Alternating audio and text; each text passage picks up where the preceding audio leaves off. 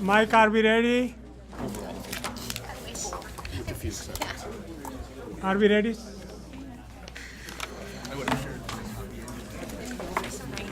Well, I'm ready to call the meeting to order. Mike, Lori.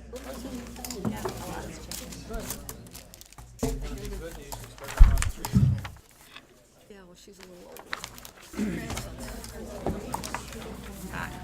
That's very well.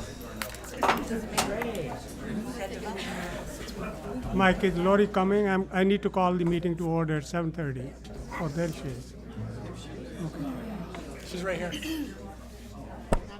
So Lori, let me know when you're ready. Yeah, I'm ready. Okay. Good job. Well, welcome you all to the Milton City Hall. I'm going to call the meeting of the Milton Common Council for February 5th, 2019 to order. And the first item on the agenda is the roll call. Kuhn? Here. Burke? Present. Hill? Here. West? Present. Wilson? Here. Ramsey? Here. Sullivan? Here. Bard? Here. All present? Okay, so the next item is the comments from the citizens present. It's limited to 3 minutes per speaker. And Larry is going to keep the time. And the first person to speak is Gary York. Please state your name and your address, and you have 3 minutes. Hi, I'm Gary York. Yeah, please come over there. So, And have the order ready to start. Hi, I'm Gary York. I live at 5312 Heron Trail in Middleton. And I'm here in regards to the property in the town of Westport, which is legally described as part of the Laufenberg property. And they want to zone this from County A1 agricultural to County A1 exclusive agricultural. I am for that. I believe we have enough urban sprawl now. We don't need any more urban sprawl. We need to maintain our agricultural lands because honestly, the population in the world is definitely growing, not getting smaller. So we need to maintain our good agricultural land for consumption. That's all I have to say. okay, thank you. The next one is Joe Ferran. And that will be followed by Sheila Mandarina.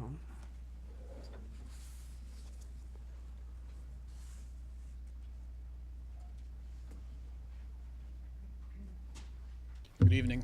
My name is Joe Ferran. I live at 6912 Franklin Avenue, and I'm here in opposition to the Addison project. I live just northwest of the property on Franklin Avenue. This would be in my front window. People up in the second and third and fourth floors would be able to watch our children play on the streets. Additional parking would be on Franklin Avenue. This is not a good fit for this area of Middleton. There's properties on the north end of town that are perfectly acceptable to multi-story, multi-family units. This would just be overcrowding in a small development. So I'm totally against this property. Thank you. Thank you, Joe. So next is Sheila. That will be followed by Greg Neeson. Good evening. I'm Sheila Mandarina, and I live at 6918 Franklin Avenue, and I'm a 60-year-plus resident of Middleton.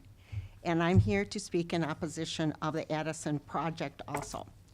I was very sad to see this project on the agenda, especially knowing that our alder, Johanna Rashard, requested it. The rezoning of this project was just too large for the current site, will have an adverse impact on the current residents. Not only will the traffic heading east be routed down a residential street, the residents living on the north side or behind the proposed building will have a view of a 3 or 4 story building as well as a driveway from their once private backyard. And I'm concerned what it will do to their property values as well. At a meeting in May of 2018, Johanna Rashard told the developer that this project would go forward with compromise or it wouldn't go forward. Also, Kathy Olson stated that she felt the neighbors had bought their properties with reasonable expectations that their properties along University Avenue and Franklin Avenue would continue to be zoned for a 3-story building at max. I have shared my personal thoughts on a Facebook site if you grew up in Middleton. And thus far, there are 28 comments also opposed to this project. At this point, I am disappointed that the Common Council is blatantly disregarding the concerns of its citizens. I look forward to the April elections so I can vote for Sarah Quartz to represent District 3. I feel that she has understanding, empathy, and the best interest of the district in her heart. Thank you. Thank you, Sheila. Next is Greg, and followed by Niall. Niall Austin.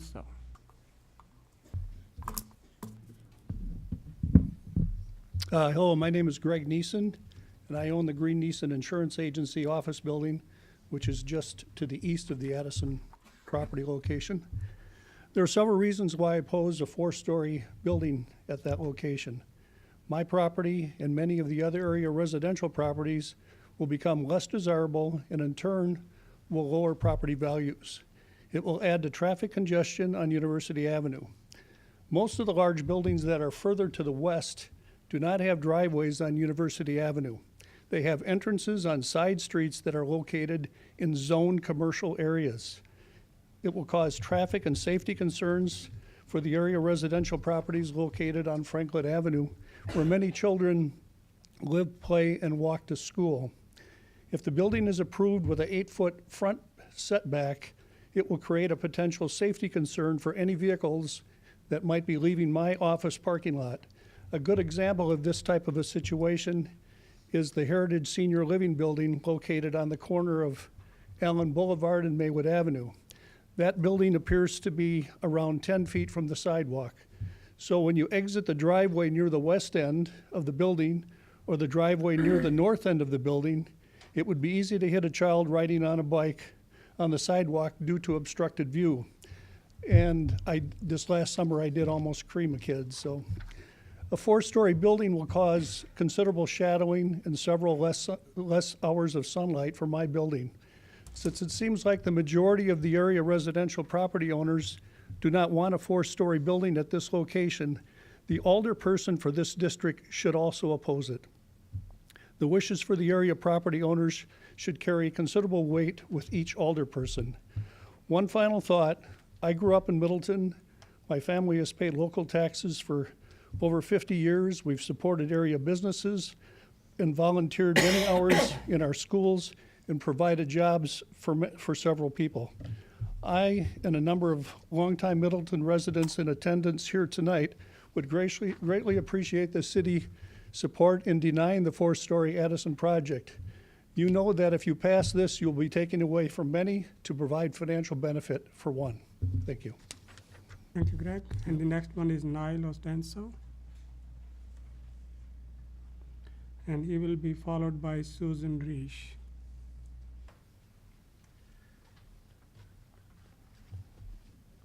Is there a timer somewhere? Yeah, 3 minutes. Oh, you got that, okay. My name is Niall Austin. I live on Park Lawn, 2023 Park Lawn, just a block or so from this proposed development. I'm here in opposition of the, as you've already heard, this Addison project, proposed Addison rezoning proposal. As we met back in May 2018, the issue of the proposed Addison project and the proposed to rezone the project footprint to let the project go forward was unresolved. This has been before the council a number of times, and you've heard a number of, I spoke then, and you've heard a number of people speak out against this project. And it doesn't seem like this project has changed at all. The last time, and we did meet out with the developer on the project with some description, nothing has really changed, and it doesn't appear that this is a very good idea. This proposal didn't pass the smell test in the beginning, and it still stinks. A no vote by each council member is reasonable. Each of you represent a neighborhood in this good neighbor community of Middleton, and had this project been proposed in one of your own wards or districts, it is easy to imagine and understand that the faces here this evening would be from your district. This is an outcry of the entire Middleton neighborhood community. The proposed Addison project is primarily or plainly wrong, and it must be turned down.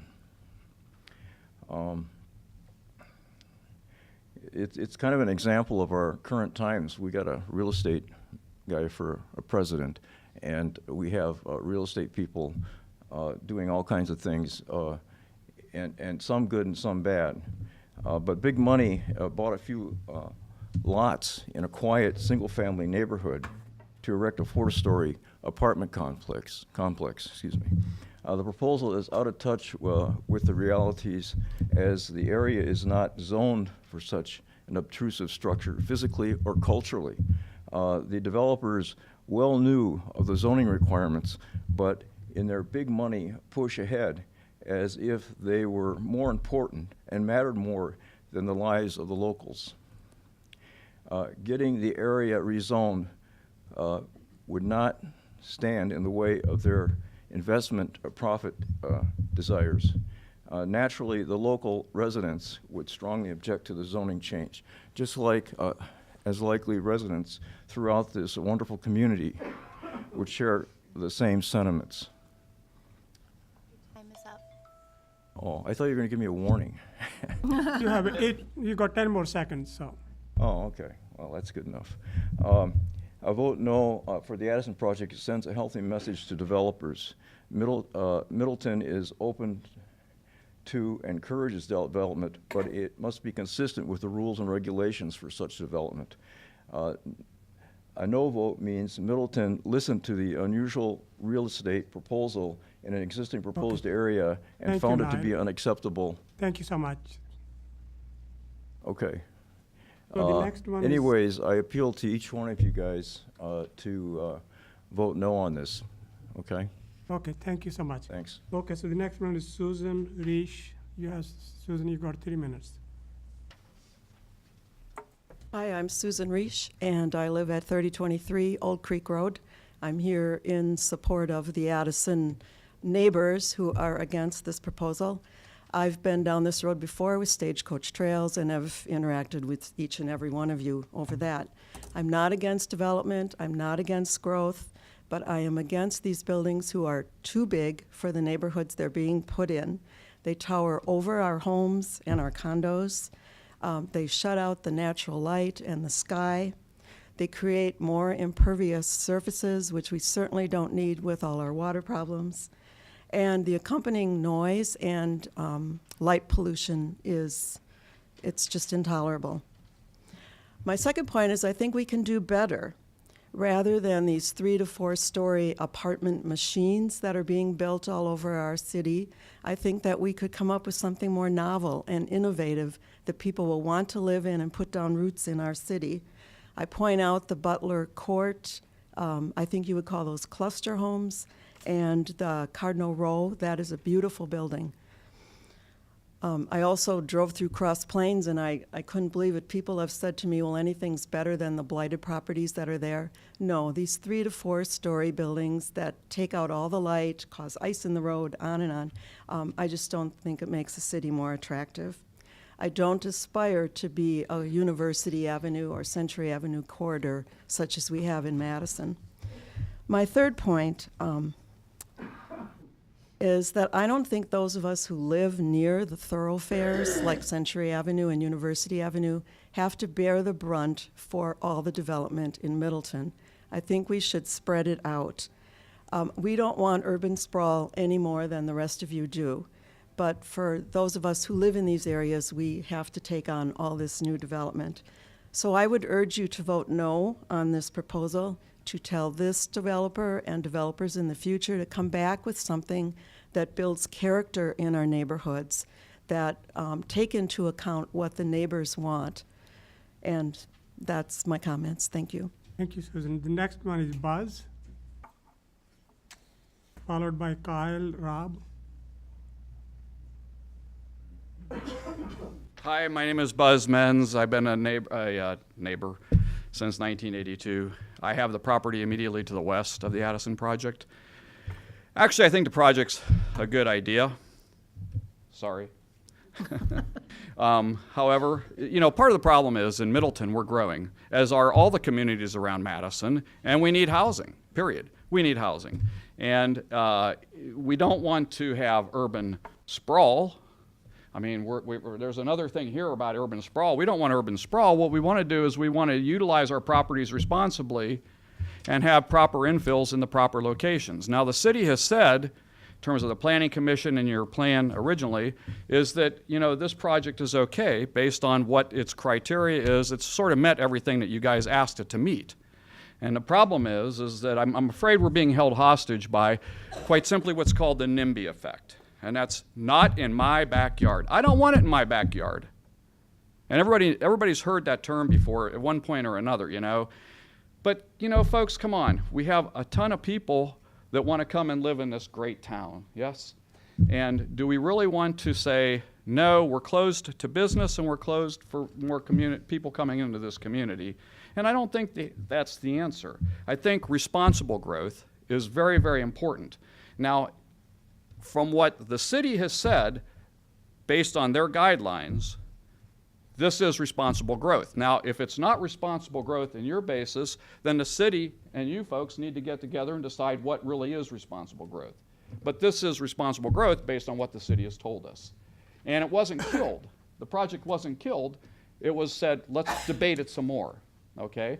And I think what they're trying to say is, let's get some responsible growth for the people that are concerned about not having something in their backyard with something that's more compliant with what the city's looking for and what you're looking for. And then the developer can pretty much figure out how that works at that point.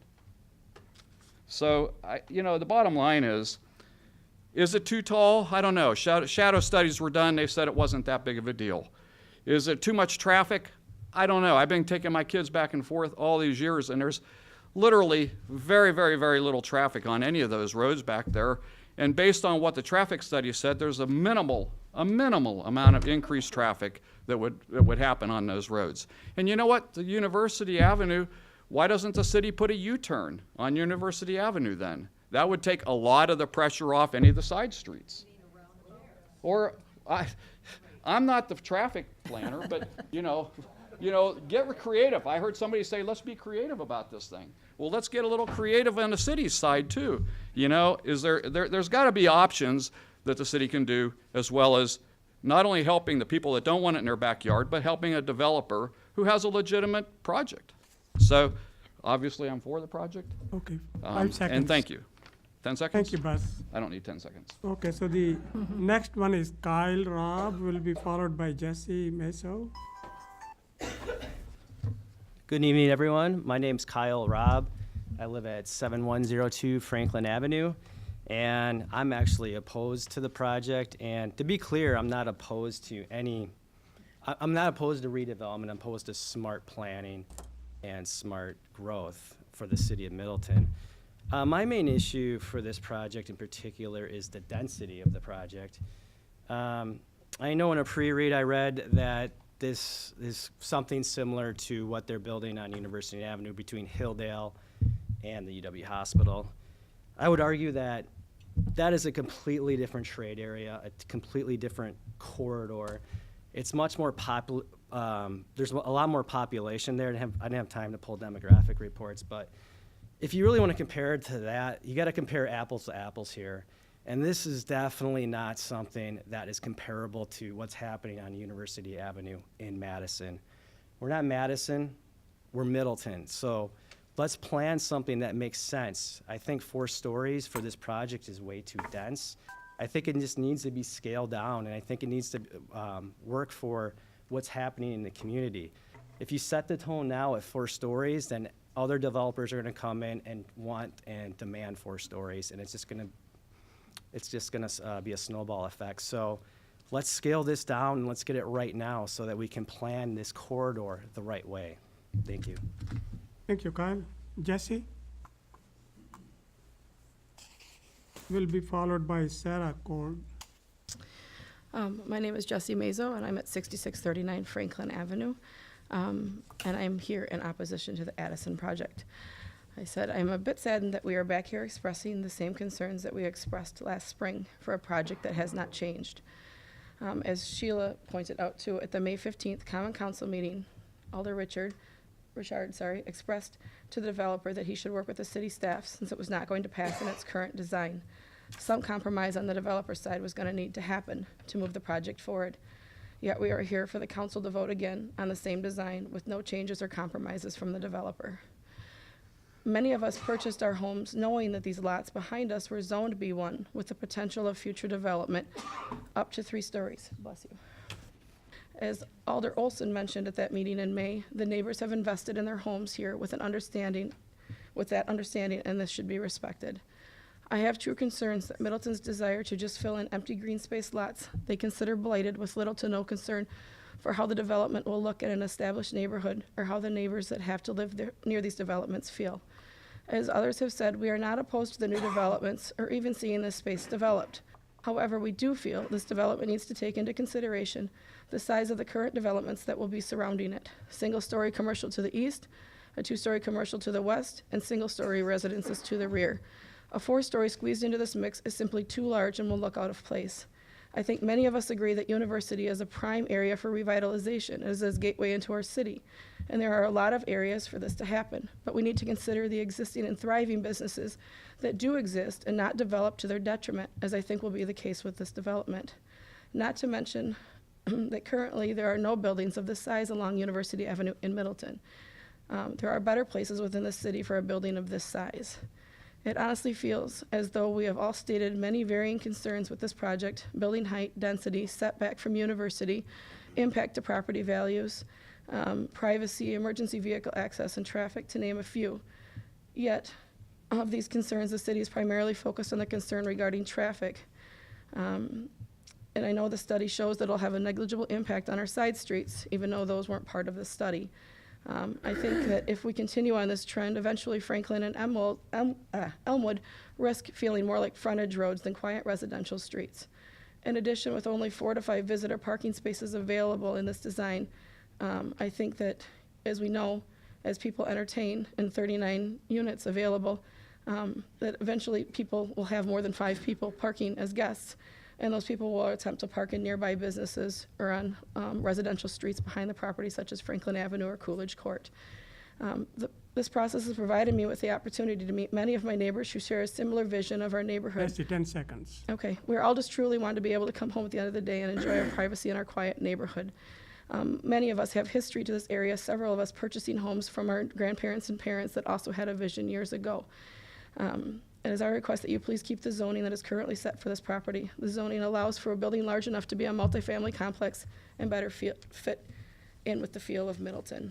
Thank you, Jesse. Thank you. Next one is Sarah Cord, followed by Johanna Rashard.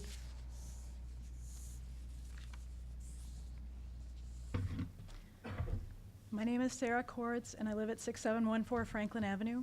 I'm speaking tonight in opposition to the PDD rezoning for Austringer Capital LLC, the Addison. I am a person who tries to be honest, and there are some things I would really like to be honest about how this project has gone. But I am also the parent of grade schoolers, and I have learned from Disney's Frozen that sometimes you just have to let it go, let it go. So tonight I want to focus on the positive here. This issue was last discussed last May.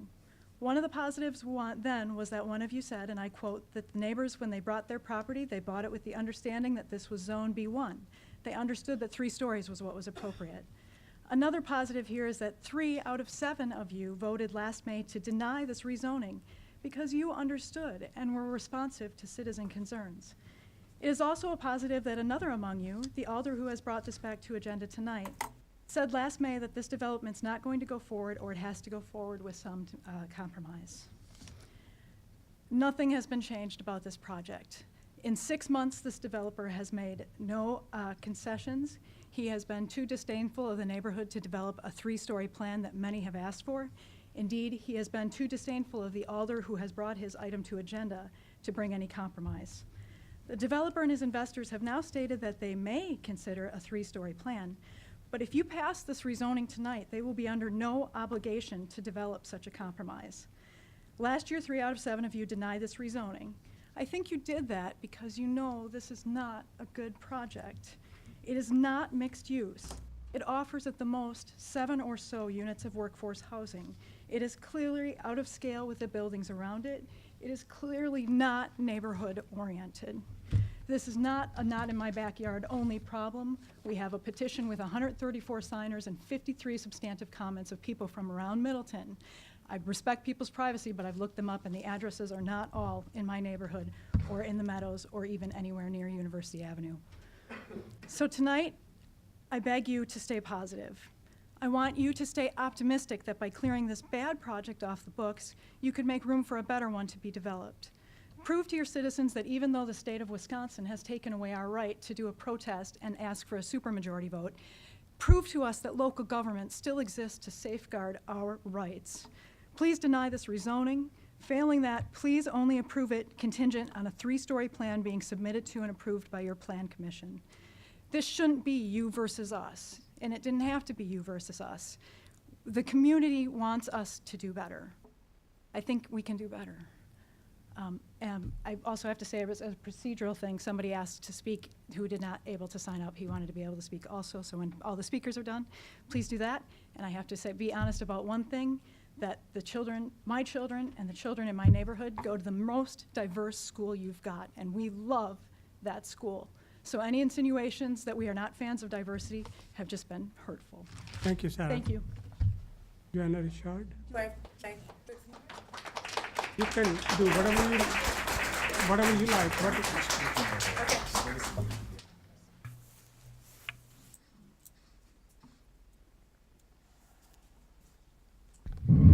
Johanna Rashard, 1720 Mayflower Drive. I am not speaking about the Addison. I do want to address what one of my constituents asked, and that's that I recuse myself on this vote for the Addison project, and I thought it might be a good chance to actually do a little education about what the Department of Workforce Development actually does. As many of you know, I'm the Deputy Secretary, so I'm the Chief Operating Officer, and Abby has now pulled up the Department of Workforce Development. It is one of the oldest departments in the state. It's the state's labor department. So you can see the programs we run. So if you're unemployed, we help you get your unemployment insurance claim. If you are a person with disabilities, we help you through vocational rehabilitation to find a job, get a better job. DVR is actually a wonderful program for people with disabilities. We also do workers' compensation. It's one of the, we also do the apprenticeship program. Nowhere on that list will you see housing. You will not see anything about apartments. You will not see anything about any type of residential development.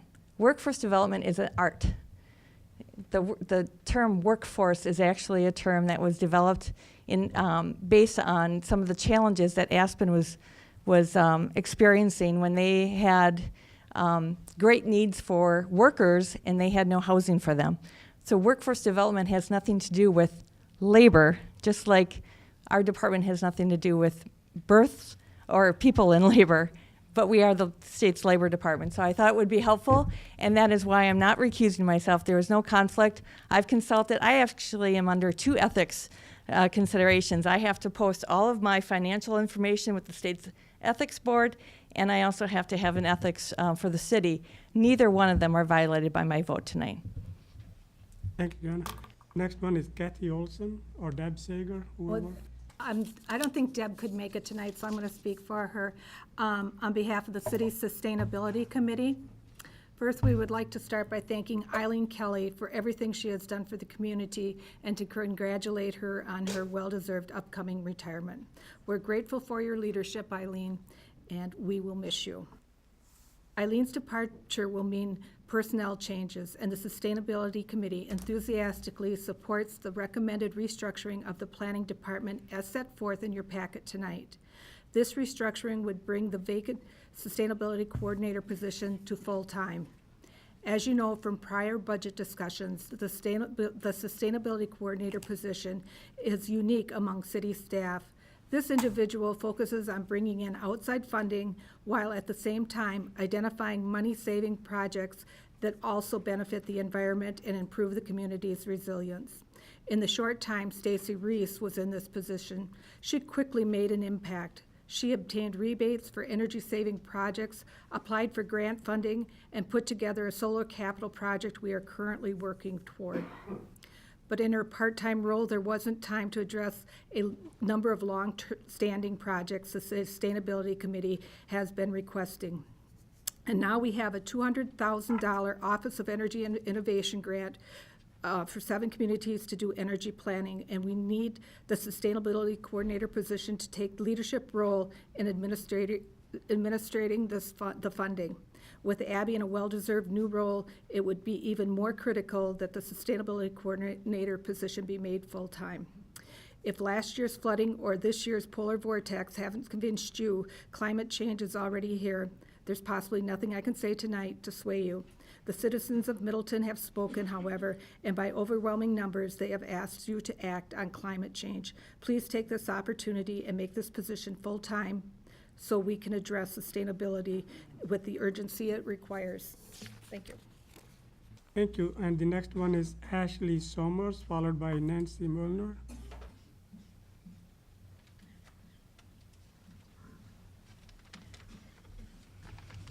Hi, my name's Ashley Summers. I live at 7438 North Avenue.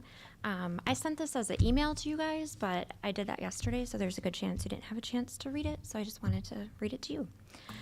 So as a resident of Middleton, I'm asking that you vote no in regards to the rezoning application for the Addison project. As you all should recall, the last time this item was on your agenda, dozens of Middleton residents attended your meetings, spoke out against, and wrote to you asking for the same no vote. I'd like to say thank you to Kathy Olson, Robert Burke, and Mark Sullivan for your no vote previously on this item. I ask that you stand your ground and again vote no tonight. To those of you who voted in support of this in the past, I could go on and on listing all the reasons that everybody has previously listed on why so many residents do not want this rezoning passed and do not want to see a 4-story apartment building at that location. But let's be honest, you don't care about these reasons. You don't care about the opinions of your residents. You do not care about the needs and desires of your current Middleton residents. You do not care about lower and middle income families who call Middleton their home. You do not care about young couples like myself who are looking for their starter homes or new family homes in the Middleton community. You do not care if Middleton maintains the good neighbor city image and environment. You couldn't care about these things because if you did, if you truly wanted to see families prosper and call Middleton their long-term home, you would not even consider voting anything besides no on this item. Voting in favor of this rezoning item is shutting the door on many of your current Middleton residents and telling them their opinions and needs are less important than those of future and potential residents. Again, I'm asking that you all please vote no on this item tonight. Thank you. Thank you, Ashley. Nancy?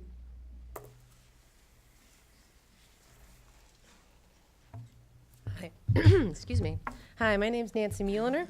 I don't live anywhere near the Addison project. I live in Middleton Hills, so 6818 Frank Lloyd Wright Avenue. I'm here tonight to speak out against the Addison project. Development can be intelligent. It can be very intelligent. But the homes of each one of these constituents is their biggest investment. It will fund their retirement when they sell it. It will fund their cancer treatment in their earlier years when it occurs. Their everything, their financial well-being is wrapped up in that home. So your city goals have to be pursued without ruining the existing lives and the financial well-being of those constituents.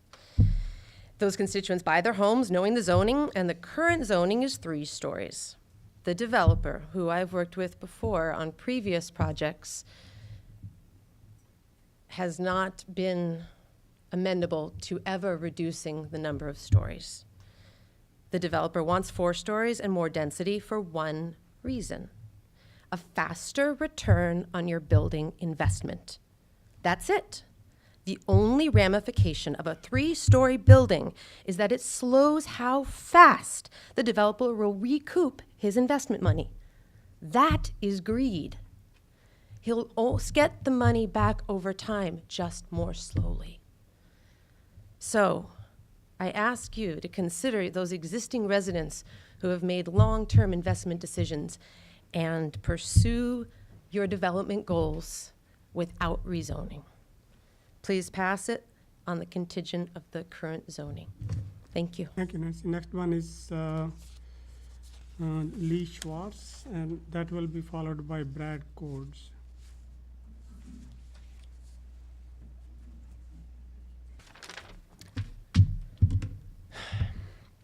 My name is Lee Schwartz. Let me first speak out in favor of something else my, I guess, colleague on the sustainability mentioned about speaking in support of the sustainability coordinator position. I want to get that out of the way because I need to use the next 2 minutes and 40 seconds to speak in support of the Addison project.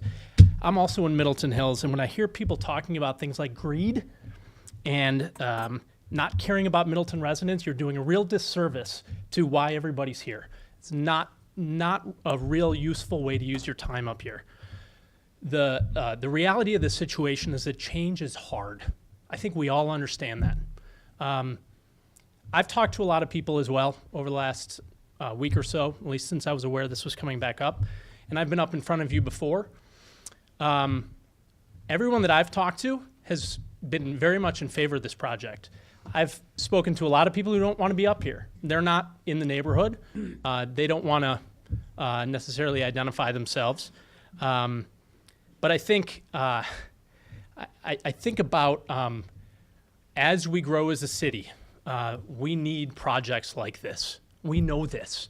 We have incredibly knowledgeable and experienced people on city staff, all of whom have spoken out and voted in favor of this project. This is a slam dunk. This should not be a difficult decision for you all. I understand it's hard when there are so many people here, but next time down the road, a similar project in a different area, those same NIMBYs are gonna be here saying the same thing. It's hard. And as far as zoning goes, we should abolish any zoning changes. Let's never change the zoning in the city of Middleton. If people bought their property under certain zoning regulations and it's the 4th generation later, well, sorry, you're not, maybe you're not allowed to have indoor plumbing anymore because that was the zoning in 1890. That doesn't make any sense, all right? We need to be smart about how we grow. And clearly this is a smart project. What is it? The Plan Commission, Workforce Housing, Public Works, Finance. Forgive me, I didn't read through all the minutes, but I believe all of these were unanimous yeses for this project. This is, I think, the busiest 4-lane road going through our city. It connects us to the city of Madison. This is where a project like this belongs. Again, from my perspective on the sustainability, at least wearing a sustainability hat, this is urban infill. This is the smartest development you can get.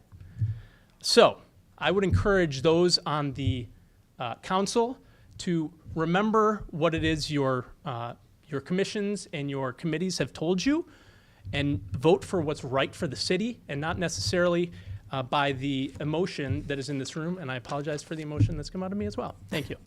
Thank you, Lee. Next one is Brad Cordes. My name is Brad Cordes. I'm 7438 North Avenue. I wanted to speak today in opposition to the Addison rezoning topic. I want to ask the question whether or not the members of the council actually care or want to hear what we say.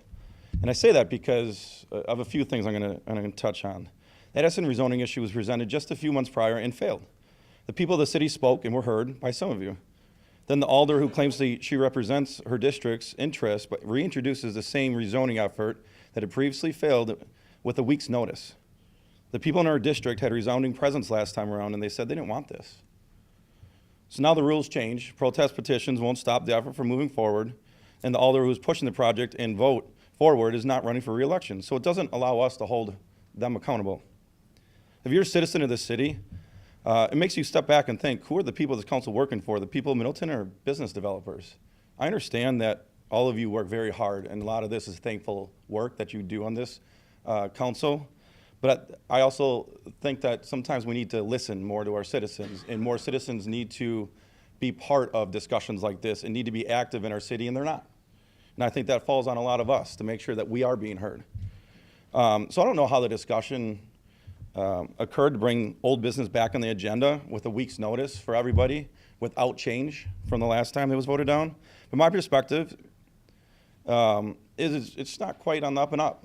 And I don't know, again, why it was brought up, but I hope all of you can understand and see that from a citizen's point of view, nothing changes. It was voted down. It doesn't fit our current plan that the city has in their zoning. Then maybe not be in the public's best interest. And that things are happening behind closed doors or conversations amongst people that we don't know about, and it's not really forthcoming to the citizens here. There are restrictions in place for a reason. Please do not alter them so a business can profit by changing the rules. This council needs to be more transparent and be held accountable to the people of Middleton. I strongly encourage all of you to vote no on the Addison rezoning effort and vote in the public's best interest, not the business interest of the city. Thank you. Thank you, Brad. Anybody else who hasn't signed up and wants to speak? Go ahead.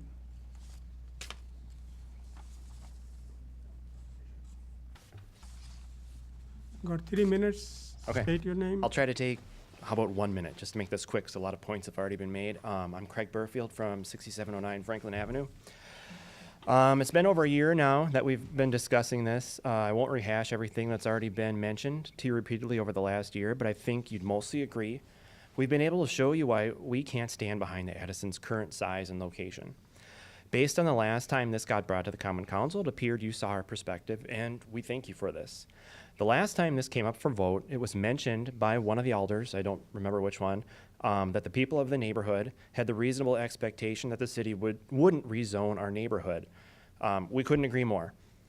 Our own alder, Ms. Rashard, also said the project wouldn't go on without real changes in its current form, and we thank you for that. Again, I'm not going to go through everything that's already been mentioned, but I'd just like to say I don't think you have an easy job. I think there have been a lot of reasonable developments over the last year in this city, and for those I thank you. But please continue to support more modestly and reasonably sized developments than the Addison. I think we can grow Middleton in a way that everybody can agree with. Thank you. Thank you, Craig. Hi, my name is Yuli Shi. I live at 2130 Wood Road. I own the house directly behind this project, 6825 Franklin Avenue. I was not intending to speak tonight, but there are some points mentioned tonight that I felt that I would like to have the opportunity to speak. So thank you for allowing me to speak tonight. I appreciate it very much. What I do not like is I don't like people telling me how I should feel. I don't like people telling you how you should feel or think. I don't know how you think. You don't know me. I don't know you. But I do expect from my neighbors and from the council respect. And I try in turn to do my for myself and for everybody else that I meet to be respectful of their opinions. And we can also get along without, we can disagree, but yet get along. I don't like my neighbors telling me I don't like change. You don't know me. So please don't speak on my behalf. Let me speak for myself. And so what I'd like to say tonight is that I initially signed a super petition for a super vote. Along with Greg Neeson, that gives us 20%. But I see that after January 1st, that right is taken away. I did ask the mayor about that. I did get a response. I do appreciate the response, and I understand that now my rights are taken away. I bought the home. I understood that it was Zone B1, that there may be a 3-story building with these specifications. I can understand that, and so everything, all the cards were on the table when I purchased the home. But now, halfway through the game, it's changed.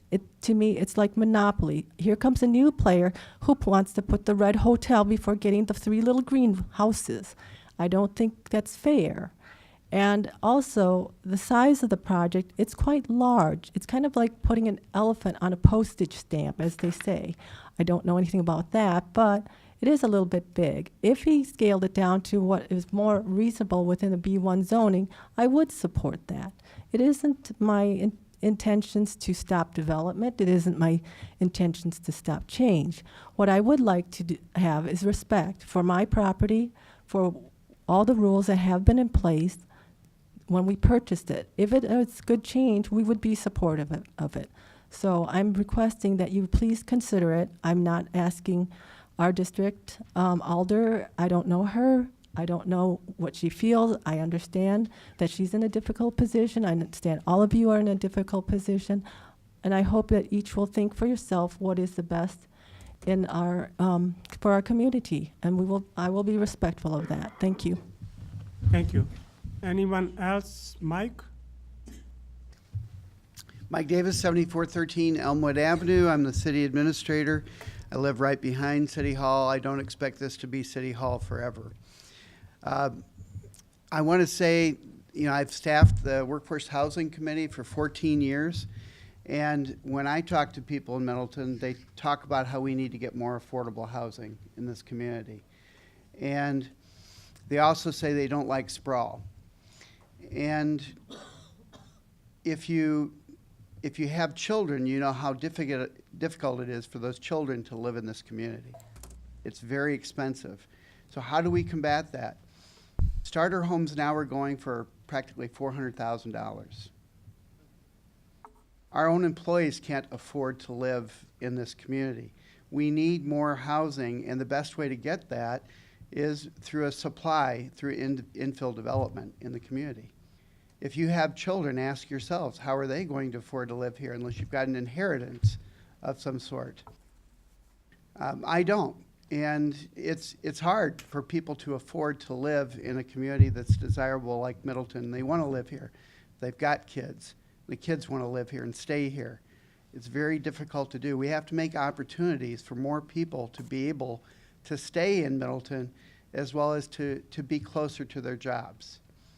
So the Workforce Housing Committee has been working on solutions. It is difficult.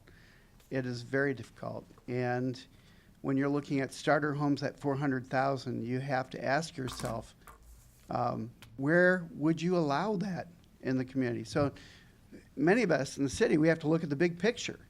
How do we make it work for people who want to live and work here? How do we make our community more sustainable? How do we prevent sprawl? We have a huge swath on the northwest side of town that we've reserved for agricultural farmland without infill development. How do we do that? We can't without infill development. So we need to grow responsibly and more equitably for people in the community. Thanks. Thank you, Mike. Anyone else who wants to speak? 3 minutes.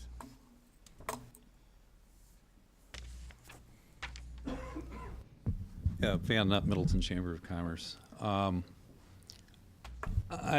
not going to talk about the specifics of this project. I'd like to speak a little more generally. Mike raised a number of good points about housing. University Avenue, if you drive up and down University Avenue, you see a lot of empty storefronts. A lot of those storefronts are not going to be filled over time. The nature of retail, nature of service has changed dramatically. And this is but one of a number of sites that this body is going to have to deal with over the next X number of years. We're not going to see the kind of opportunities, businesses taking risks, building storefronts on this street. It doesn't matter how much traffic is, it just isn't working in our current economy. So you're going to have a lot more challenges than just the Addison project as you look at the land between Park Street and ultimately Allen Boulevard. So this is just the beginning. Beyond that, in my role at the Chamber, I sit in this room every Tuesday night and have for 16 years until the meetings are done. Some of the meetings start at 4 o'clock. Some nights they'll run till 10. Fortunately, this isn't Madison, so they don't run till midnight or 2. This body works their asses off. They work so hard for this community. And to hear someone say that they don't listen is offensive. They do listen, but you have to keep in mind that they're not necessarily looking at one piece of the community. You are, and I get that, and I completely understand. But they're looking at an entire community. They've got to say, what is best for this community? And sometimes it's going to require pushback. It's been an amazing discussion over the course of this last year. Is the building too tall? Is it too dense? I don't know. I'm not a planner. But you're right, it does have to fit, ultimately. It has to work. But the discourse that's happened, the neighborhood has had an opportunity to come forward, share its concerns. You're here again tonight. great for you. And you've had an opportunity to speak. And hopefully that will continue, and that your discussions, your sharing can influence. It is important, but it's one part of the city. And the zoning is in place. It's B1 right now. And ultimately, when you bought your properties, if you paid attention, many of us buy them because we love a location. We don't necessarily look at the zoning.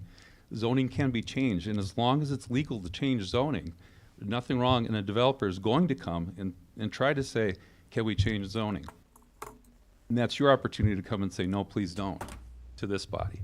So you've exercised that right, but the developer has a right to ask for that. It's part of the law. They ask. If you don't like it, you deliver that message. Then ultimately this body has to decide. But do not deride this body for not caring and not listening. They have a much larger role than any of us individually. Thank you. Thank you, Ben. Anyone else who may want to speak? Anyone else? Molly?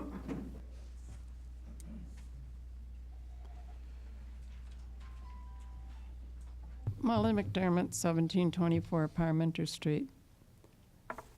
And I find that the charm of driving in from University Avenue, on University Avenue to Middleton, is in seeing the houses along University Avenue.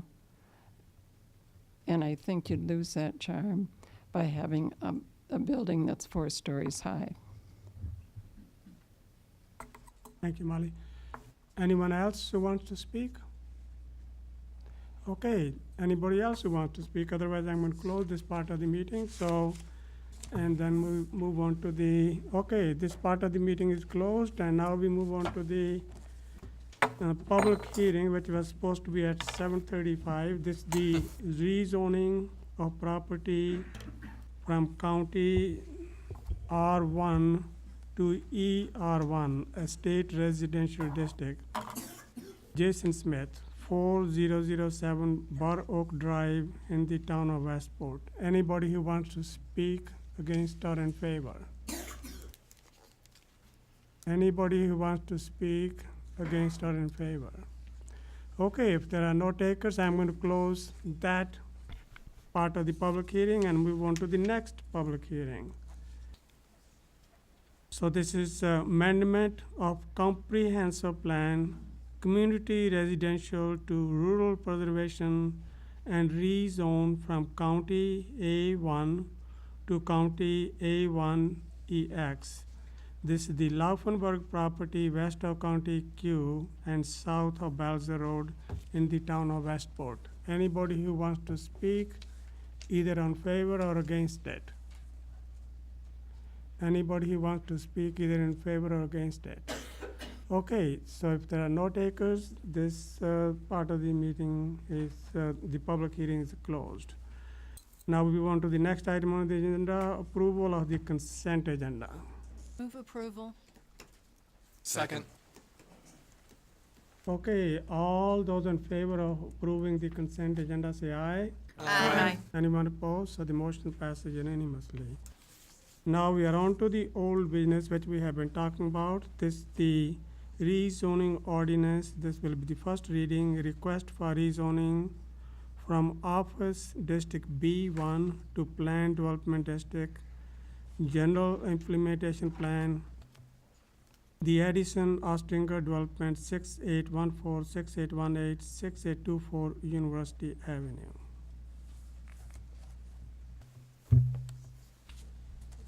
Niall wants to say something. Who wants to? Johanna? Yeah, before we go to a motion, I'd like to have city staff, can you explain the rezoning and what happens during the rezoning phase and what happens in the SIP phase? If we could have Mark or Eileen talk about that.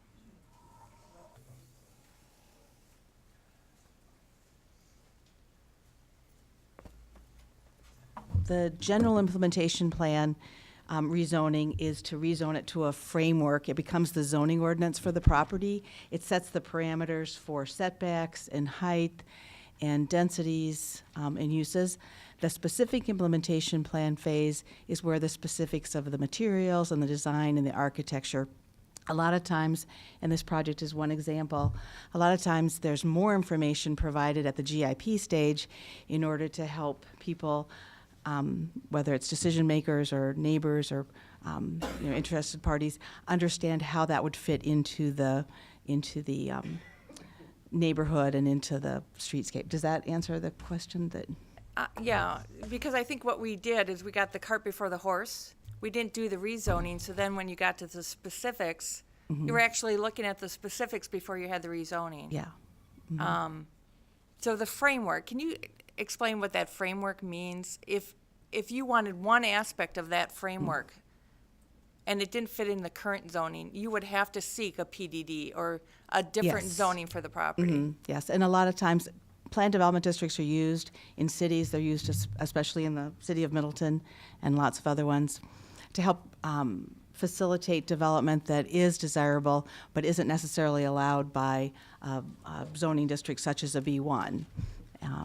So they're, still looking at it in the terms of what is laid out in plans, like our FUDA, the Future Urban Development Area Planning study that was done a few years ago, a comprehensive plan, neighborhood plans. So it's not just one thing, it's looking at the whole area and how does that fit within it. Again, does that answer what you're saying? Okay. And then a question for Larry. Well, maybe we should ask the developer. Okay. Could we ask the developer some questions? I think it would be important. What do we? Yeah, of course. Okay, yeah. Anthony, could you want to? Anthony, you want to come to?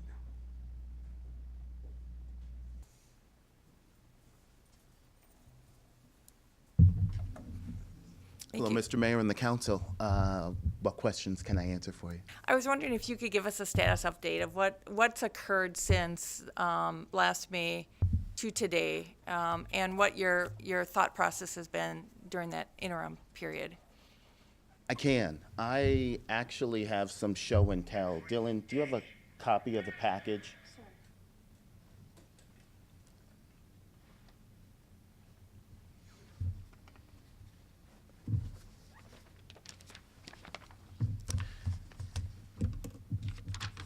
Thank you, Alder Rashard. Since we began this process, over a 7-month period from November 17th to May 18th, we appeared before various committees of the city 16 times. In total, over that 7-month period, we attended no less than 23 meetings. No less than 23 meetings with both formally with the city as well as organized meetings so that we could take the input and concerns of the local residents into account. Contrary to some of the really vile things that were hurled at me,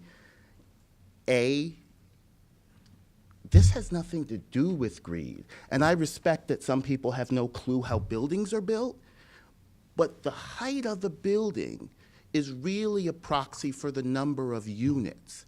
And the number of units are used in an algorithm to determine whether or not you can borrow money to build it at all. So it's not a function of, like someone said something about getting paid back.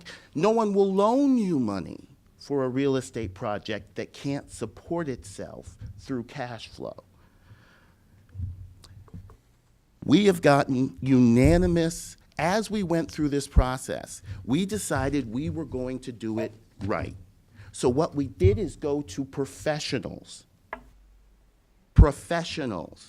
in this city and say, we want to build something nice for this city.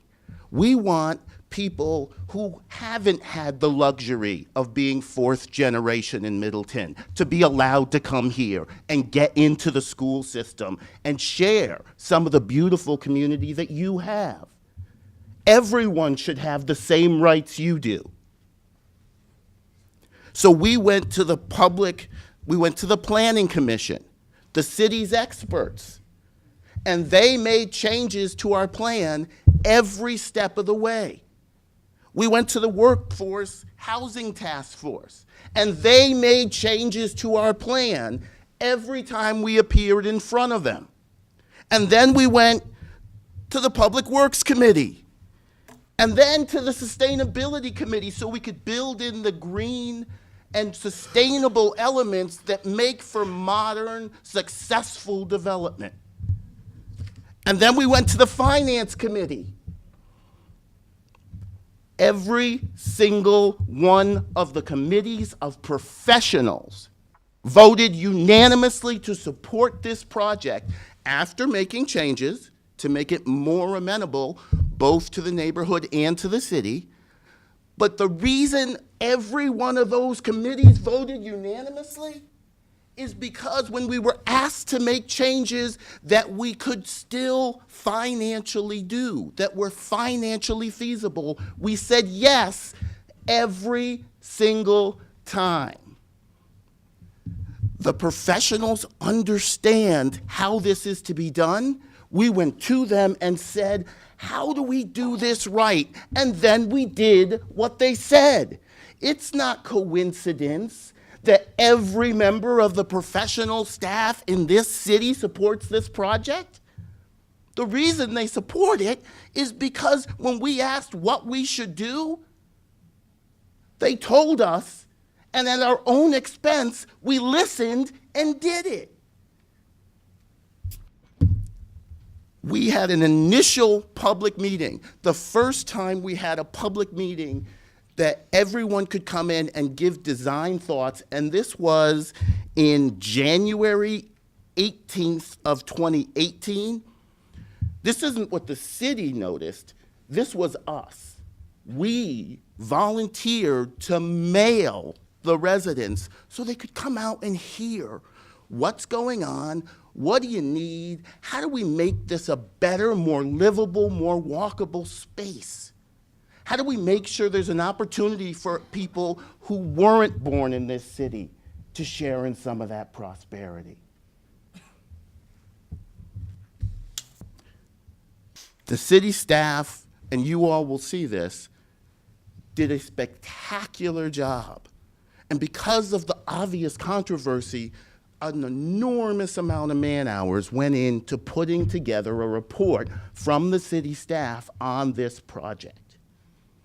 You will see that it is overwhelmingly recommended that you support this project. Your staff overwhelmingly recommends that you support this project because we did it right.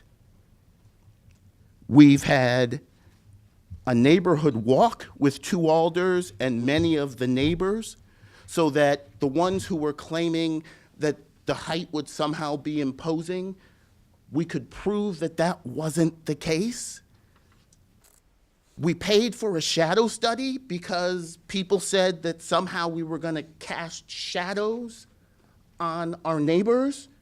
We have scientifically proven that's not the case. Then some argued that it was traffic was the real problem. So we paid for a traffic study. And we didn't pick the contractor. The city did. The public works director did. And they came back and said there will be no traffic impact.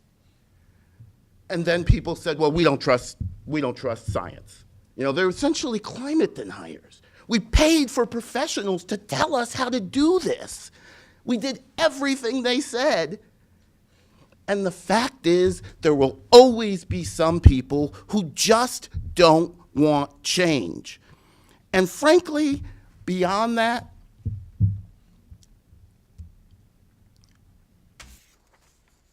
there are also always going to be those who will cynically use xenophobic fears to launch their political careers because they know it works. They know it's good politics. That is vile. I think let's stick to what you did during that time. Yes, Emily. So, you have a question? I just wanted to say I received emails from 4 of my constituents. If there's any in the audience, I'm unaware, but I received 4 from my constituents They were all in support of the Addison. One wanted to know about if there'd be a left turnout or if it was just right. And the other one wanted to make sure that it had a unique feature. The list of the meetings over the last year and a half, please just pass it along, that we've had in the city, in the neighborhood, in the community, out at the library, right here in this room.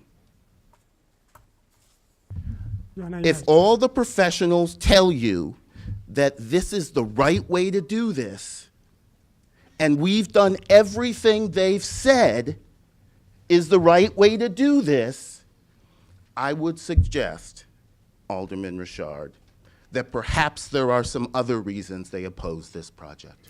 So, kind of moving on from that, though, I really would like to hear about the status of the house that's on this, and what considerations you have for that, and if any design features that you've considered since then that were not in the original.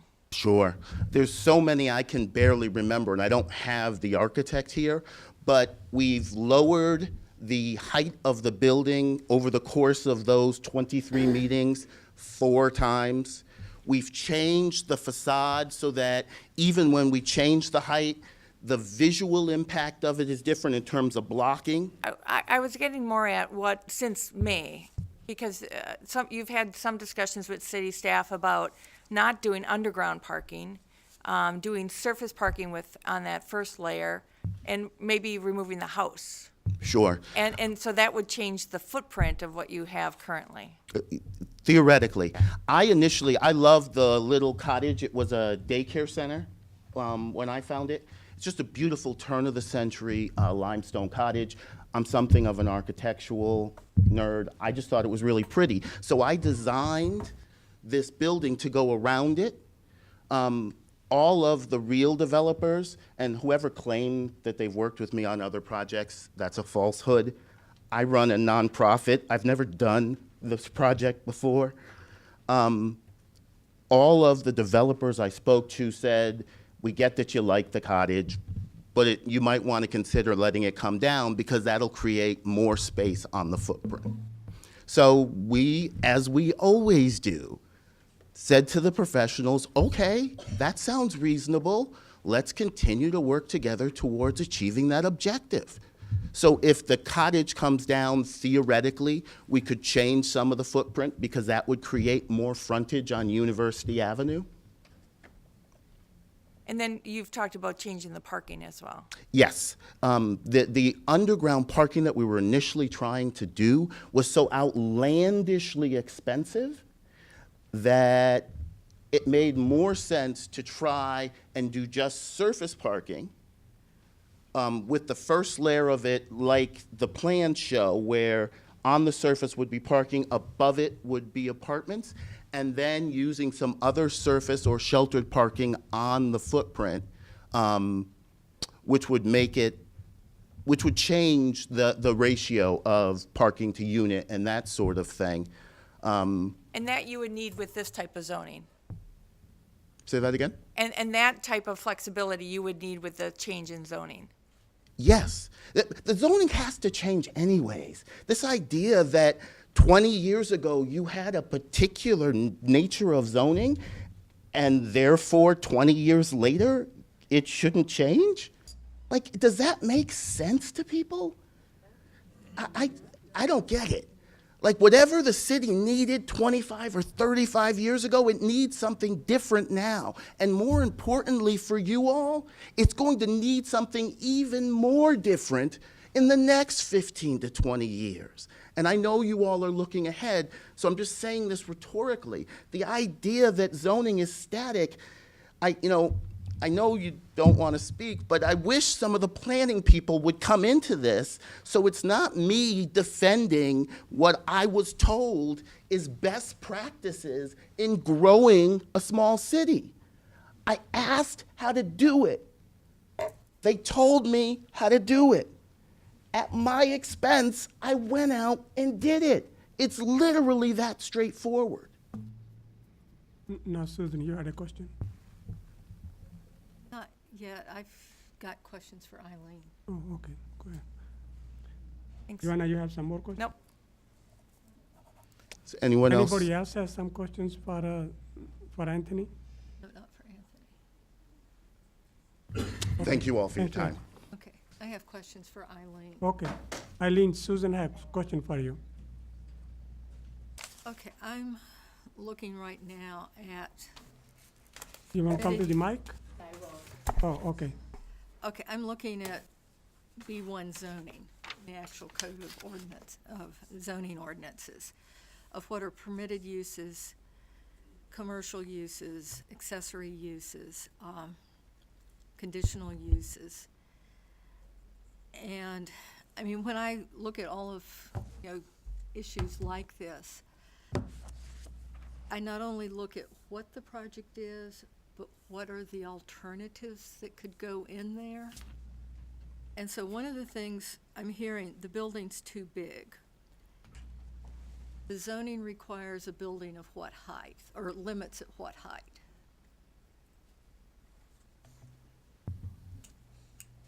B1 zoning would allow a building of 3 stories or 35 feet, whichever is less. Whichever's less. Whichever's less. Mm-hmm. Okay.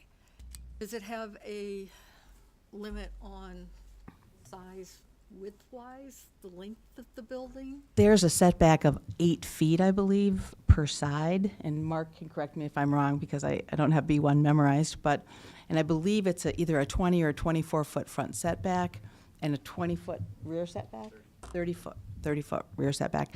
But otherwise, B1 doesn't have any impervious maximum other than the need to have the setbacks and the need for landscaping for parking. So we could, if 1 or 2 more lots there were sold, have a building that goes 3 or 4 lots, the size of the building across the street at Willie Street, Could conceivably, yes. and that would be 35 feet high. Mm-hmm. Mm-hmm. Are there any restrictions on what the back of that building would look like? There would be design review for it, just like there is for this building, there would be design review. So But no that would be. restrictions? There aren't any specific restrictions in B1, no. That's So- one reason why we prefer PDD typically, because right. of the restrictions that the city can put on something. Yeah, and that's one of the things. I live in Middleton Hills, which is a PDD. Mhm. And I will say, we have restrictions down to what kind of, technically, what color of flowers are in your front yard. And it has to be approved by the Architectural Review Committee. So I, for one, like the PDD process because we can get these little details in here. What I'm concerned about is with B1 zoning, that we could have a different developer. If this doesn't go through, I would assume Anthony would sell this property. And we could end up with a big, huge, long nursing home. I see that's a particular use. It's 3 stories with an alley in the back of it, trash bins, those sorts of things.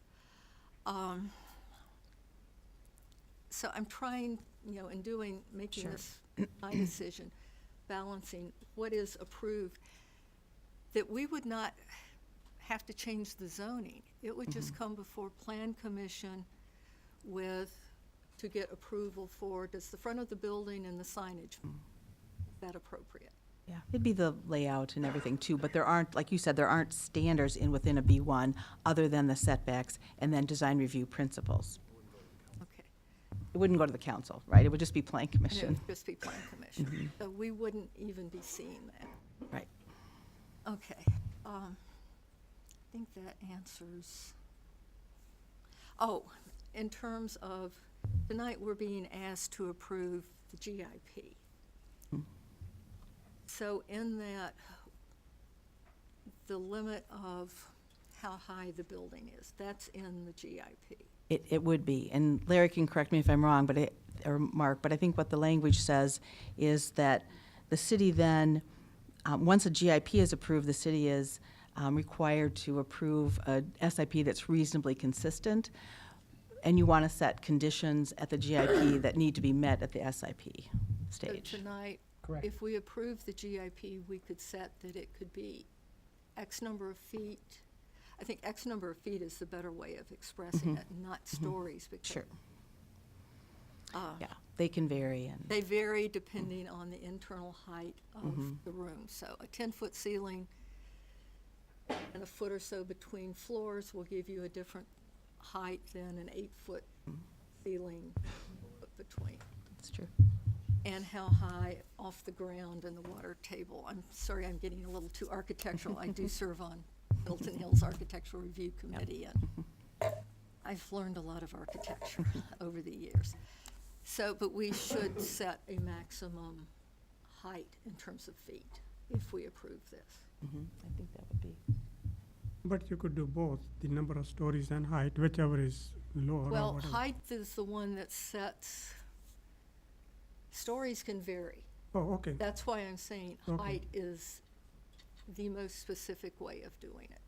And you will probably want to point out, because we do have a provision in our zoning ordinance on how height is measured, and it depends on what type of roof it is. So you might want to maybe either tie it to our definitions or.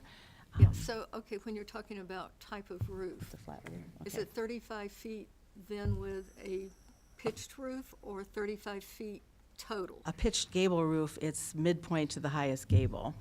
I'll let- Okay, so And that this is could a be flat few roof. feet higher than a flat roof. Yeah, it could conceivably be. A flat roof, it's pretty much to the top of the. Okay. Okay, thanks. Robert, Not a question. We haven't made a motion yet. I'm going to make a motion that we approve the rezoning request from B1 to Plan Development District General Implementation Plan, because I think regardless of what goes onto this property, that's a better zoning for this area. So that's my motion. need a second? Okay, you second it? Yep. Okay, and you have a question? Not a question, but more of a statement. Back in the 80s, I go back that far, when I sat down on the Plan Commission for the first time, and they started talking about something called a PDD. I kind of wondered what the heck that is for you people in the audience who don't partake of these terminologies, but they started talking about a PDD, and I thought, oh my God, what does this mean? And then a little while later, somebody came up to me and said, oh, rolled your own zoning. And I thought, oh, okay, this makes sense, roll your own zoning, because what's there now needs to be changed. It needs to be updated. It needs to be flexible. So since then, and I'll ask Eileen this, have we approved anything other than a PDD zoning for anything? Uh-oh. She's got it somewhere.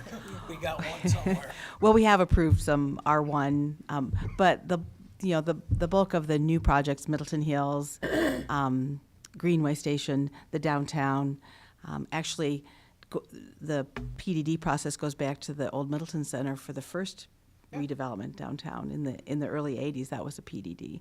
So the majority of rezonings are, because we have more control. The little projects that we've done, like Bill Butler has done, 4 or 5 houses. That's a or PDD also. the one down on Century across from the PDQ, was that a PDD? That was just a straight R1 zoning that had a land division. But we have a lot of PDDs. There's some on Century across from Middleton Glen that are PDDs. Yeah. 2 houses on a lot. Right, and Howard, you still have more I'm questions? still trying Yes. to get done here with my thought. I'm the alderman in the 5th District, which basically says everything north of University Avenue and, let me see, west of Park Street, give or take a bit. And it's mostly the business park and the business portion of the community. And even those always come in on a PDD. I cannot ever remember of us ever doing anything other than a PDD, because you have to be understanding and sensitive to what the city wants in its development, and believe me, when you sit down in front of some of our committees and commissions, they're gonna tell you, I don't like this, I like this. And also to be respective of the people that are around you, that you're respective of the people who are asking you, who have got a bank loan for an auto repair shop, whatever the case may be. It makes it much easier for us as planners, and I'm not a planner as much as a lot of other people here are, but it makes it much easier for us when we look at a proposed project, if we look at it in terms of a PDD, where it's a give and take. We sit down, we talk about it, we give a little here and you take a little there, and you come up with something that's acceptable to the community. It's the best way to do it. And this is simply another PDD being requested. And I suspect that the next development we see coming in will request a PDD because we do them on 1 or 2 lots. I mean, it's the way things are done all over. So don't get all bent out of shape over what PDDs are. They're just meant to be the best way that we can combine the thought processes and the requests from both the city and the developer into something that's successful for the entire city of Middleton. Not just this corner, not this block, but the entire city of Middleton. Because the 8 people you see sitting around here are thinking of not only their own districts and what's going on and what people are saying, but we're also thinking about all of the rest of our community, north, south, east, and west. And that's an important thing that we have to remember when we sit down and try to judge something that somebody wants. So it's a cooperative effort, and believe me, we try our best. I've seen some great ones, and I've seen some that we just struggle with mightily, and this is one of them. But nevertheless, we have the opportunity to have a zoning applied to this, which makes it something that will work. Thank you, Howard. Joanna? I have a question for the city attorney. Larry, if we vote for the rezoning tonight and then it passes at the subsequent meeting, is the city done? Does this not come back to us again? It'll come back. Yeah. For the SIP, and that's where you get into the architectural. Yes. And all of. So there you could change the number of stories and all of that, or no? Well, the issue of a GIP is you are setting the general framework for the development, and normally the height of the building would be a GIP type standard. Mr. Opitz asked me before the meeting if we could approve a building and not make a decision on height at a GIP. And my view is that in theory, if the council wanted to do that, it could. It has typically been something that is included at the GIP stage for lots of good reasons. Or, and we've done this in the past, you could approve a GIP and then at some later date, someone could move to amend the GIP and it comes back again that way without going straight to the SIP. There's a variety of things that can happen. So Larry, could we state how many units are in there as part of the GIP? I would say yes, but how a building is divided inside its core, inside of its exterior is normally not a GIP level decision. May I just add to supplement that answer? The rezoning ordinance that's in your packet actually identifies 39 units specifically. There you go. It already does. But if they were 1 bedroom, 2 bedroom, efficiency, whatever, that's for later discussion. Okay. Robert, is your motion then for 4 stories?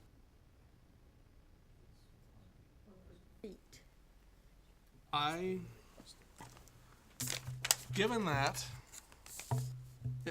I would really prefer it to be 3 stories. There are you know, that, I think there are some things we've been talking, for over a year now on this. And, I think there are paths forward that still get this down to less than 4. So your motion would be for? I guess if I can amend my motion, I would amend the motion to say, let's get to that 3rd story or 35 feet. 35 feet. Which is what B1 currently is. Okay, then 35 feet. That would be that's how I would amend my motion. So Howard, do you go with that? No. Okay. Can somebody else I'll second second it? that. Okay. Okay, so it has been seconded. So the limit is 35 feet or 3 stories at this point. Whichever is less. That's what the motion, at least. Motion, that's what I'm asking. So ladies, that's in order? I would believe it is. Okay.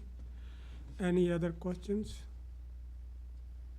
And it's zoning PDD with that 35 3-story. I just have a comment. I Yes, just, Kathy. that this, changing it to PDD with 3 stories is a good compromise because it is already zoned for 3 stories. And the difference between an apartment or office, I mean, to me, that's not as important as the 3 stories. Any other questions? Okay, yes, Emily. I was wondering if there was any last thoughts from the alder that it would be in, only because she knows the area the best. Do you have any thoughts? Well, according to some of the neighbors, I don't know anything, so I'm trying to just get over that. But 8 years on serving on the city council, somehow I've lost my intelligence. But I do think that 3 stories is a compromise, and I like the PDD. So I think to move forward with the zoning, that it's PDD is the most important piece of it. And I think that I've been disappointed in the way social media has portrayed this project, that it doesn't fit into the community. I think it fits into the community. I live a block away from Voss House, which totally fits in our community. And if you look at that, it is a very high building because it sits on a hill. And so it towers over most of the neighborhood. That's my neighborhood. And I can't imagine our neighborhood without Voss House. And that's for people with disabilities and elderly, and it fits perfectly in our community. And it's a very dense development. So I really believe that this corridor needs to have infill, and this is the right thing to do. And if the 3 stories is a compromise, I'm willing to go forward with that because I want the development done. We need housing in this community, in this county, like no one knows better than Kurt Paulson, who just did the study. 11,000 housing units we're short in Dane County. And if Middleton doesn't step up, because we're one of the better communities and we know how to do this, we've proven we know how to do this, I don't know who will. And we'll have urban sprawl and we'll lose all the farmland that we've had in our county, which is the best in the world. So this is a good development, and I wish our neighbors would appreciate that we're trying to do something for the next 50 years of our community, like we've done for the last 50 years. And that's the community they live in today because of the decisions the alders have made in the past to move forward like this. That's why I wanted to bring this up, because I don't want my legacy to be that I was afraid of the neighbors because of a tough vote. I want to go forward with this development, and I want to see it done. So if 3 stories is the compromise and that's what the council wants, I'm willing to accept that. Any more questions or comments? Yes, Howard. 2 things.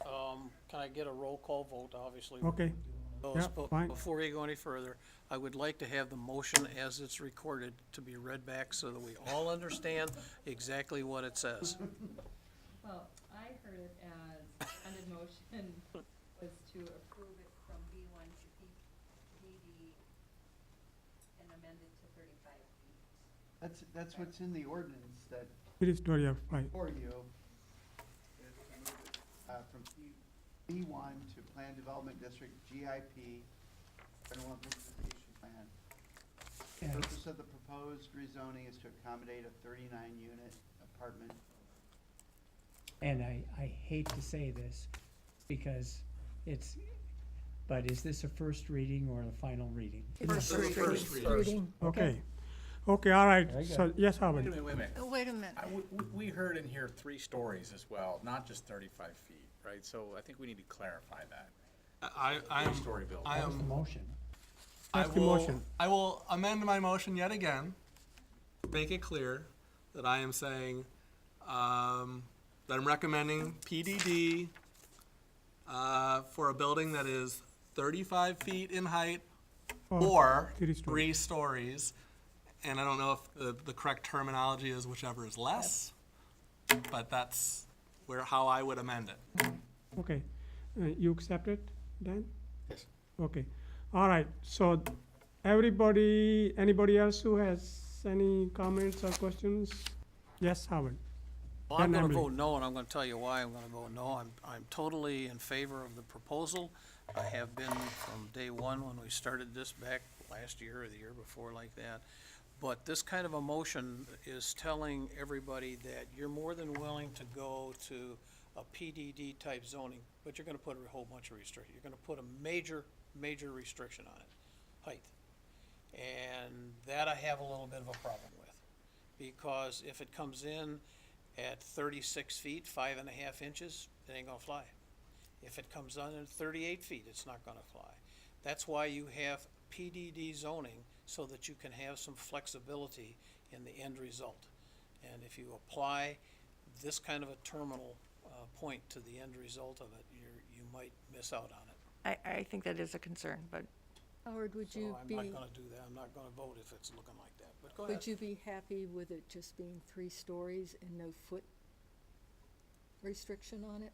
We have sat here since Lord knows when last year talking about this. It's been plowed so many times that I think about it in my sleep. There's enough people and enough information that says what the applicant is trying to do here. If you can't agree to just simple PDD zoning, which is typically the way you start with most of these things anyhow. You don't start and say PDD zoning, which is flexible zoning. Oh, by the way, we're gonna start slapping a bunch of requirements on it. If you can't get through that, then I've got a problem with it. Emily, you had a question? Just my opinion. Then Kathy. Yeah, I know we generally don't ask the developer, but I was wondering if I could ask, can he financially afford a 3-story, or is that just end the project? We have not found a way to make it viable.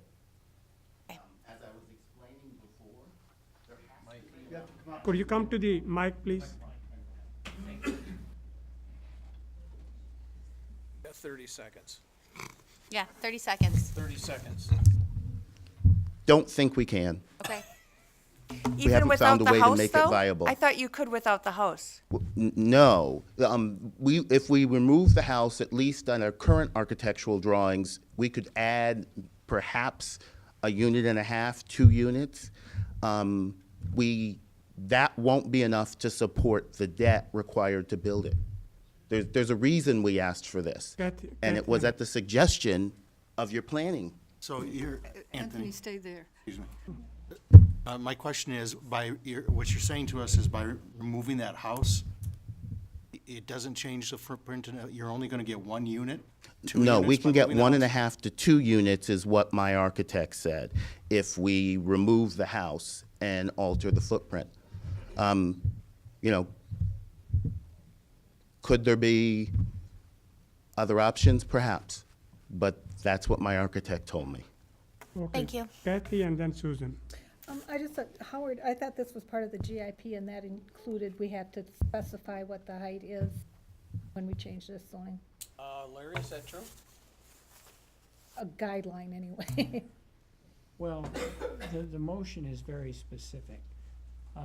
Typically, an absolute height is part of a GIP approval where it's important. Obviously, there are projects where no one is thinking about that. as we were discussing before the meeting, if the council wanted to put aside height for the time being consciously, knowing that it's setting it aside, recognizing that it's gonna have to address it in the future, and, obviously the developer has heard the entire discussion on why the height was an issue. I think you could do that. It's unorthodox, but I don't think it's outside of your powers. But then we just turn around and have the same discussion whenever. I mean, it's still gonna come back. Okay, Susan. Yes, Anthony, last spring I talked to several architects about, where did Anthony go? Could you please come to the mic? Yeah. Okay. Last spring, I talked to several architects about the design of the building in terms of 4 stories versus 3 stories. And it was a very clear answer that with the underground parking and that first floor level, you had to have 3 more stories to make it affordable. What my question is, have you looked into removing that first floor parking and then turning that into surface parking, which actually is not something I'm very much in favor of, because I'd prefer to minimize the amount of surface parking, but I know to make it affordable, that might be the only solution. Have you looked into that? We have looked into removing the underground parking. Or the underground parking? Yes, we're probably going to remove the underground parking. The surface parking, at least on the footprint of the building, will be sheltered because, well, we live in Wisconsin, right? It's, if you want to rent it, if you're going to have a car, you probably want it, some kind of shelter. Even with that parking, there'll still be some, unsheltered surface parking, but there'll be significantly less, and we're right on 2 bus lines. So, but can you make it affordable if it's 3 stories? Well, with when you say changing- affordable, do you mean workforce housing, or do you mean, can I Any convince total cost- someone to fund it? For someone to fund it? I haven't found a way yet. And maybe someone smarter than me could, but I have not found a way yet to do it. It's the reason why, when this came up at multiple meetings, we first put a step back in the back. Someone complained about that, so then we put a step back in the front. Someone complained about that, so then we took the retail out and moved the 2 from the top to the bottom. It's 39 units times X at 0.25 debt coverage ratio. Nobody will fund it if it can't support itself. So bottom line, you need 39 units. Yes. Could we amend your motion to make it 39 units? Right now, we are doing the zoning, and that's what he's doing in the height. I mean, he can have, Pradeep, I'm asking Robert a question. It is it's in the ordinance in the packet. it's already there. To support 39 units, so if you're Was that in supporting the your ordinance, then that would do motion? that. Yeah, 39 units was in the packet, so that's what I assumed. And the one, again, let's skip parking for a moment. You've got something that has 39 units that are spread out over basically 3 floors. Imagine you don't need any parking. I know that's, magic thinking, right? So you've got the 39 units. You've got 37 units on floors 2, 3, and 4, and 2 units on floor 1. And the reason those 2 units are on floor 1 is because you moved them to floor 1 because you were told to get them off the top floor. Yes. So Now imagine you have your first floor is what is currently your second floor. Your second floor is what is currently your third floor, and your third floor is what's currently your fourth floor, with the 2 units that were on the first floor added back on top. So now you've got 1, 2, 3, you've got 39 units in a 3-story configuration. Now we have to figure out parking. Theoretically. But the way it works in reality is that a banker has to see a viable project. And so if you were to take, because a lot of people have suggested this, why don't you just lop off a floor? That's not how construction works. If you lop off that floor and you say, let's just pretend there's no parking just so we can solve the problem. Well, continue. Go on. Okay, nobody will underwrite it. Like, it won't get built. It has to make business sense, or nobody will build it. Nobody will finance it. Sure. Anthony, what's No, the current? could Robert finish, please? I guess I was just saying to get the impression in your head of where these 39 units would go is where that's why I gave that with no parking. Now, at least in the packet that I've seen, there is underground parking, and there's a pretty good amount of underground parking. Now, there's the parking that was at first floor. I'm basically saying that disappears because we shifted the whole building down. And then there's parking underground. Now, I don't know financially where everything stands and where the project is, but if you can still keep parking that's physically below ground level, there is a room for 39 units above ground. And it's and within the 3, that's all I Kurt, can do say. you wanna I help can't here? I can't argue anything beyond that. I'm not an architect, but I'm trying to find a possible win here. And I appreciate that, I really do, and I get how difficult this is. Robert, I've are you explained it done? as best I can. We do have professionals in the room who can help. Okay. Anthony, Yes, ma'am. what's the height of 4-story building in feet? Isn't it about 41? One. Ellen, do you know? 42? Mark says 42. 7 feet over the 35. Okay, The reason we asked for PDD is so that we could ask for the parameters that are required to make the project work. I mean, I guess Howard just said that, but Yeah. none of this is coincidence.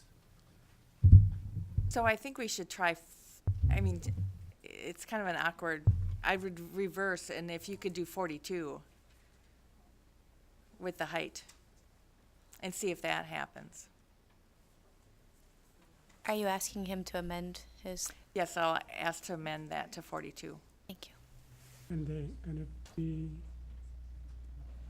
so what is the Well, procedure here? You're looking for a friendly amendment as opposed to a substitute amendment. So let's find out whether that's gonna work. So, what is the amendment now? She's asking Robert if he Oh, will. okay. I think it's a simple amendment, it's not a substitute, Larry. If the simple amendment fails, then it goes back to the original.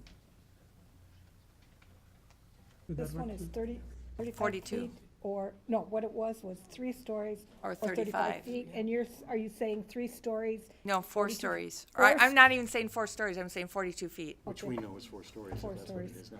Yeah. I cannot, Then that's the vote. good faith, I think we have to try that out. It seems like we're gonna have Okay, either so yes or any no's other here.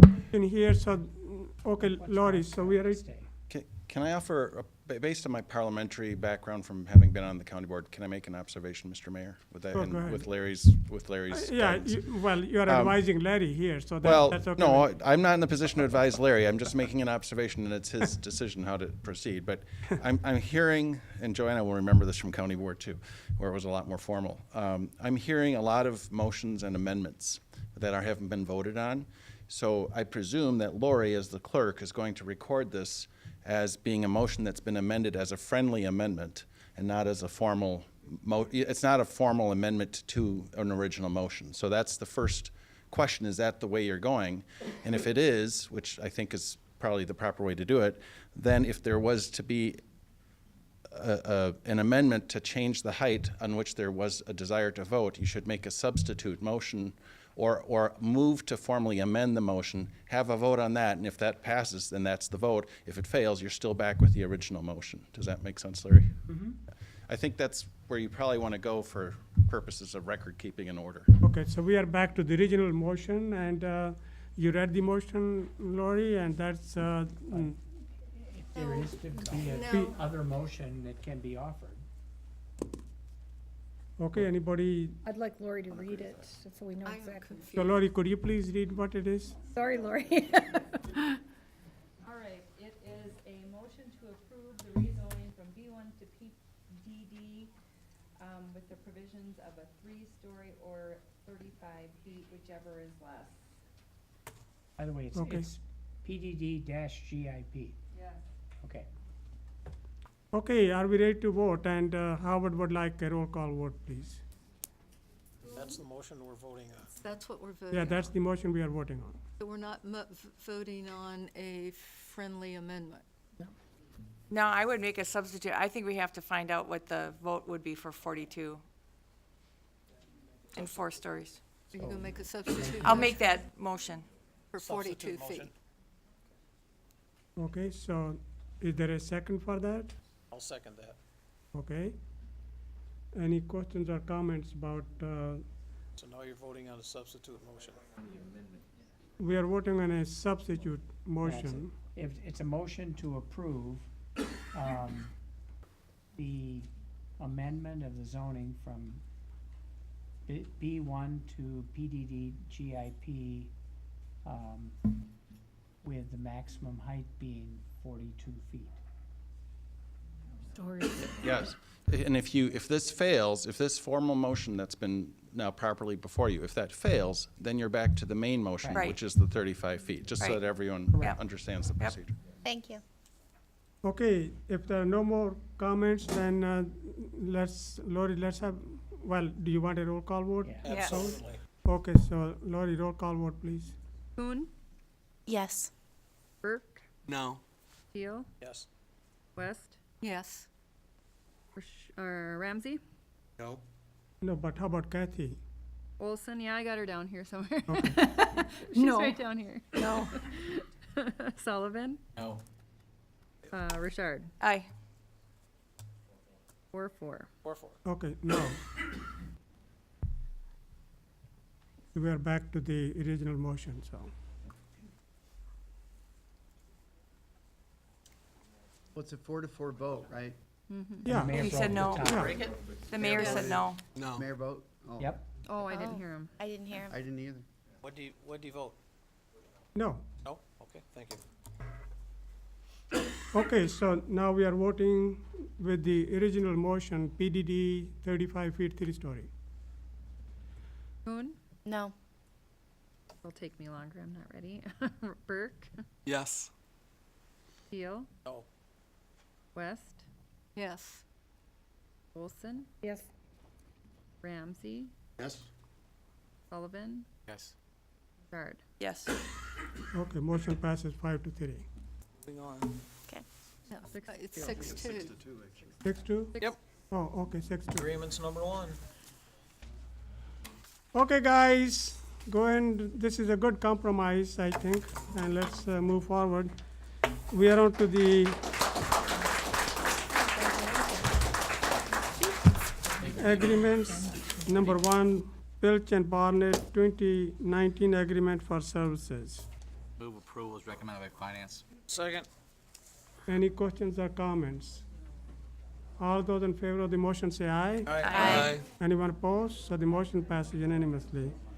So the second one is the facility use agreement with Gator Swim Club. Move approval is recommended by finance. Second. Okay, any questions or comments? All those in favor of the motion say aye. Aye. Anyone opposed? We have quiet, 'cause it's hard Okay, to hear. please, could you please quiet? Thank you, guys. They're not- They're not guys.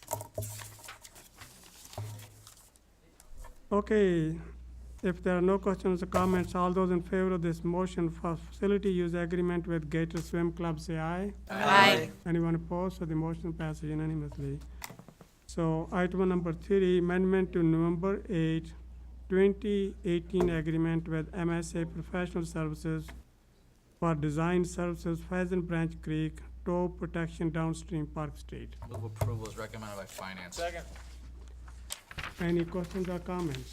All those in favor of the motion say aye. Aye. Anyone opposed? So the motion passes unanimously. Now we are on to miscellaneous. Item number 1, recommendation to appoint Airport Master Plan Advisory Committee. Move approval. Second. Second. Any questions or comments? Okay, all those in favor of the motion say aye. Aye. Anyone opposed? So the motion passes unanimously. Item number 2, policy revisions, snow and ice control. Move approval. Second. Any questions or comments? All those in favor of the motion say aye. Aye. Anyone opposed? So the motion passes unanimously. Item number 3, recommendation to restructure the planning department, personnel and finance committee meetings of January 15, 2019. Move approval. Second. Any questions or comments? All those in favor of the motion say aye. Aye. Anyone opposed? Aye. Motion passes 7-1.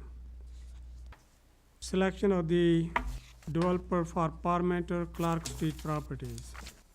Move approval is recommended by finance, which was to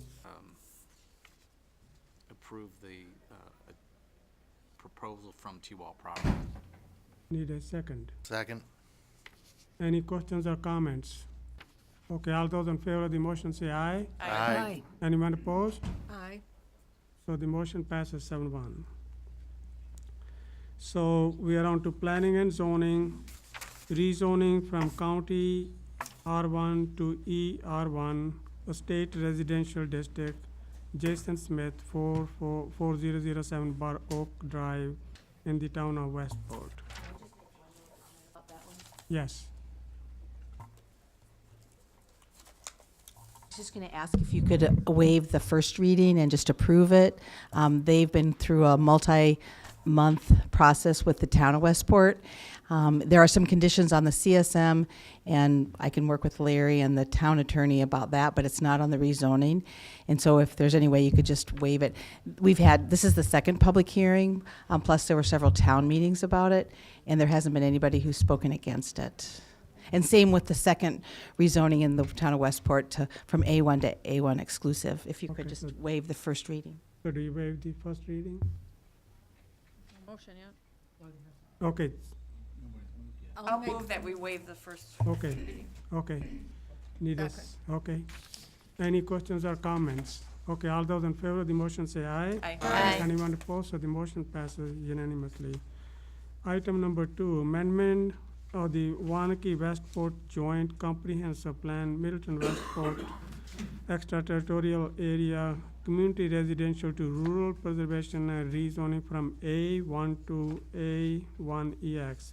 Allow for work property in town of Westport. Move approval with waiver of the first reading, Okay, Second. second reading or whatever. okay, so you second it? Okay, all those, any questions Quick or comments? question, Eileen, I want to Eileen? verify there's no contingencies, there's no easement contingency, this is a clean rezoning. Right. The only condition is on the comprehensive plan amendment, and that would be that that the county has to amend their farmland preservation plan before the comp plan is amended. And the comp plan portion that we're talking about is the Middleton Westport portion of the Wanakee Westport comprehensive plan. So there are no conditions on the rezoning to A1 exclusive. Okay.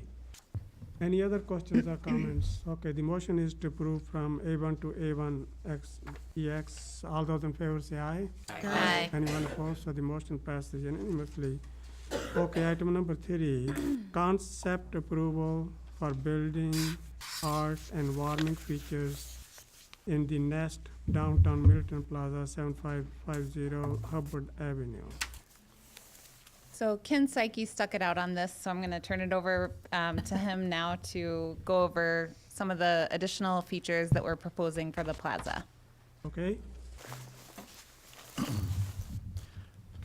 I think what we're looking at primarily are elements that address the extended season aspect of the park, heating elements and different ways of extending the usable time of the year, and we're really looking at first of all the shelter itself. This is an updated plan of the shelter bathroom facility. There are four individual bathrooms. They'll be individually doored, and then the stage area that's to the southwest of the shelter, that's sort of semicircular space.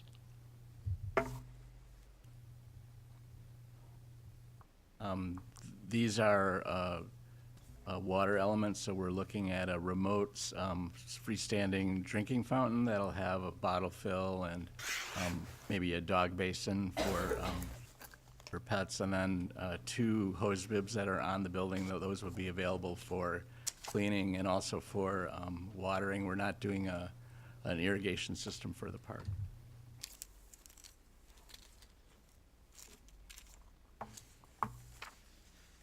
Yeah.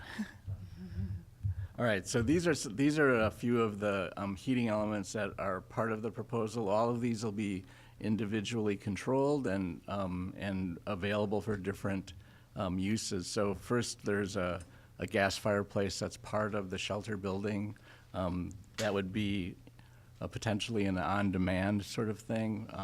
We're providing all sorts of controls within the building and within the park so that as usage goes up or down, you'll be able to control it. So for example, the gas fireplace might have an on switch on demand, but it would also have a timer.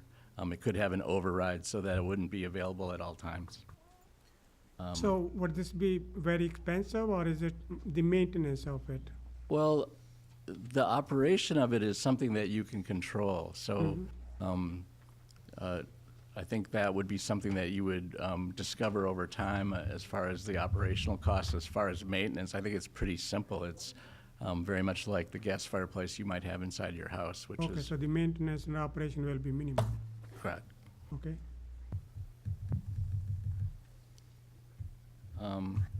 So there are a series of sculptural sort of art elements within the park. The 2 models show the 2 different applications. The upper right is recalling the original or the livery that was once at the park, and so there'll be stone shapes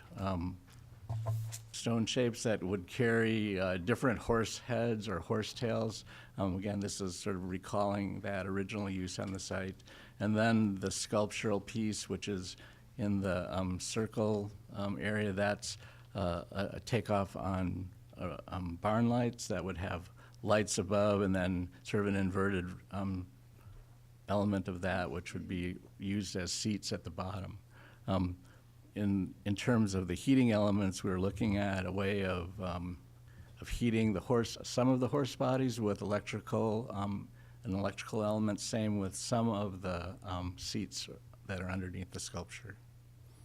So here again, these would be heavily controlled. You could have them on timers. You could have them on demand sort of switches and timers.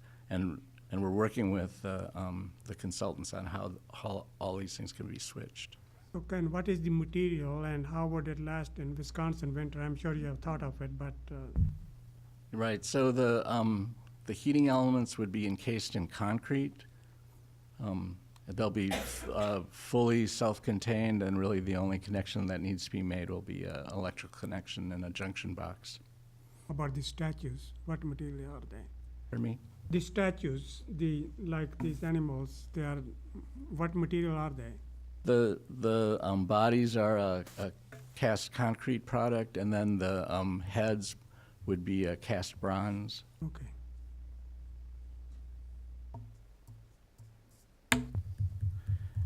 And then the other element that we're adding to the park is really more of an opportunity. So we imagine that there may be times where you might have a midwinter event or an ice sculpture event, and there'd be the ability to do fire on an event basis.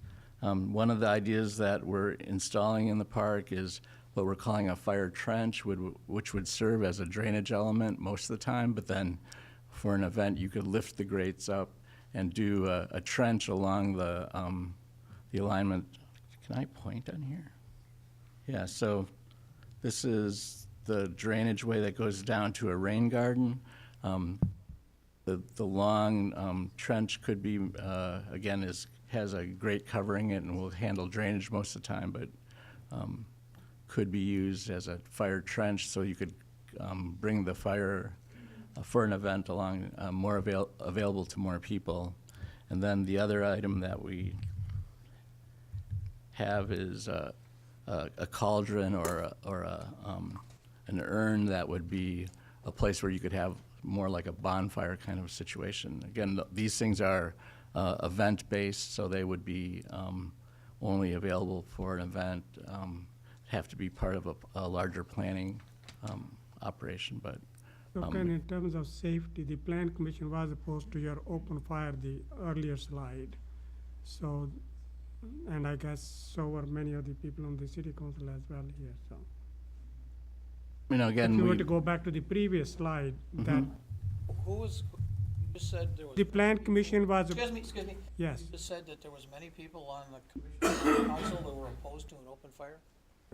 Well, this one, yes. I thought there was, when we had a discussion earlier in the Finance Committee, I guess. Who were they? Okay. I would like the warming features vetted by the fire department. If you don't make this thing open 24/7 or available to the people in this community, because you're going off wrong all the time. The features and facilities that are in here ought to be available and usable by the people in this community anytime, with a reservation system, just like anything else. Well, there will be. The question is whether you want this fire. That was the only question here, so. Well, you can use the park, but you can't build a fire. It's the middle of the winter and I want to roast marshmallows. Come on. Get real. Okay, go ahead, Ken. I think that's what we have. So very quick presentation of the art element and then the heating elements that are part of the plan right now. Thank you. Okay, any questions for Ken or comments? Good job. Thanks. Thank you, Ken. Ken. Okay, so need Do a, we need a motion for this? Yes. I would move approval with seeking out basically input from the fire department in terms of safety. Second. okay, any questions or comments? It's the approval of the motion with the amendment that got a input from the fire Is department. this a s'mores amendment? You're not smiling. Did you not hear Okay. me? Yeah, it's good to see Howard happy. Susan, I so. called it the s'mores amendment. Yes. Okay, all those in favor of the having motion trouble. say aye. Aye. Anyone opposed? So the motion passes unanimously. So the next one is the direction on fundraising for downtown Middleton Plaza, 7550 Hubbard Avenue. For information, wasn't it?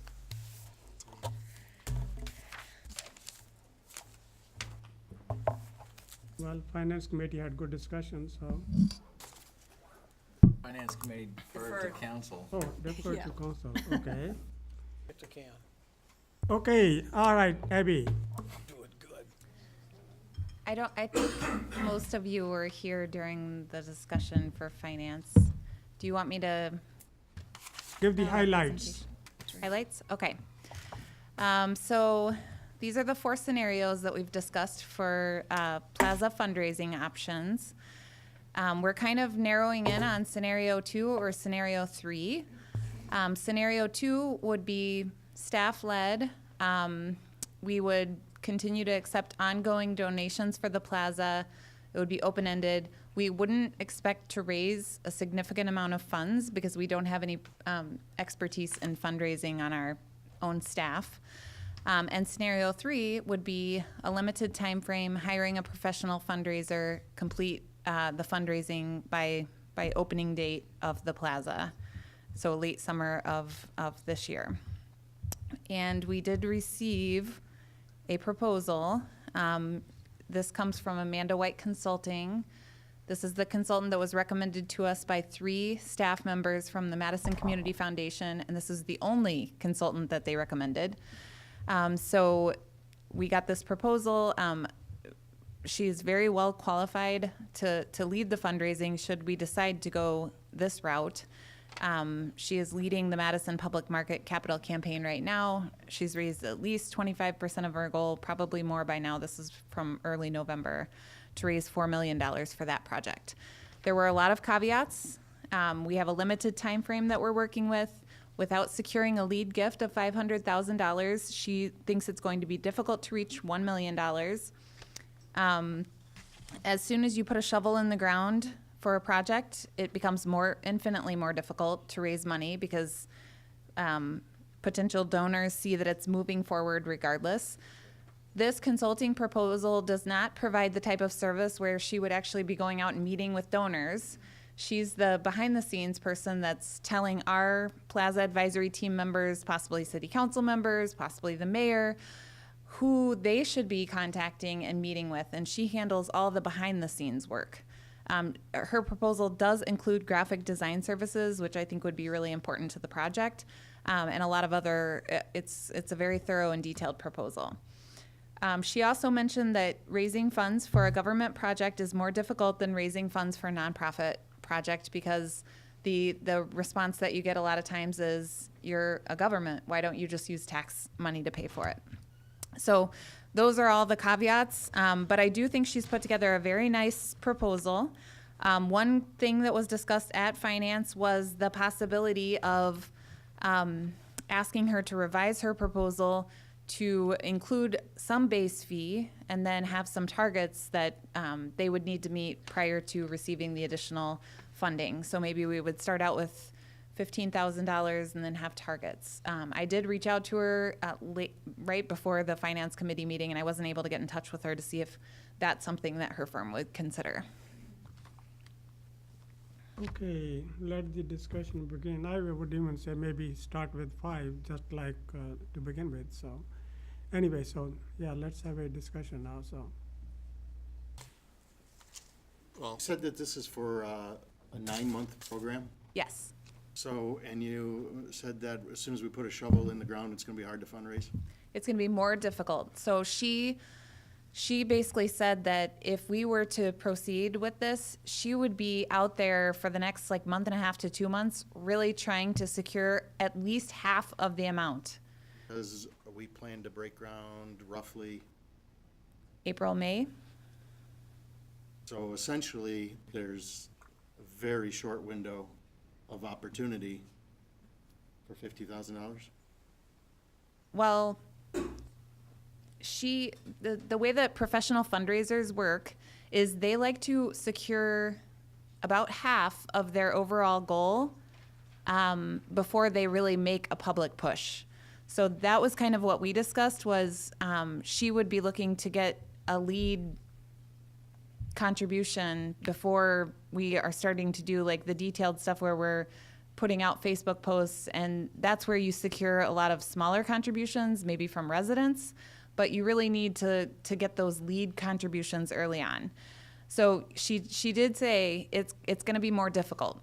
She didn't say that she's going to stop fundraising when there's a shovel in the ground. Her proposal goes for the full 9-month period. So she was hoping somebody will come forward and give $500,000 to begin with. That's so generous of you, Dan. Can I still write that off yet this year? Mine form's over there, take a form.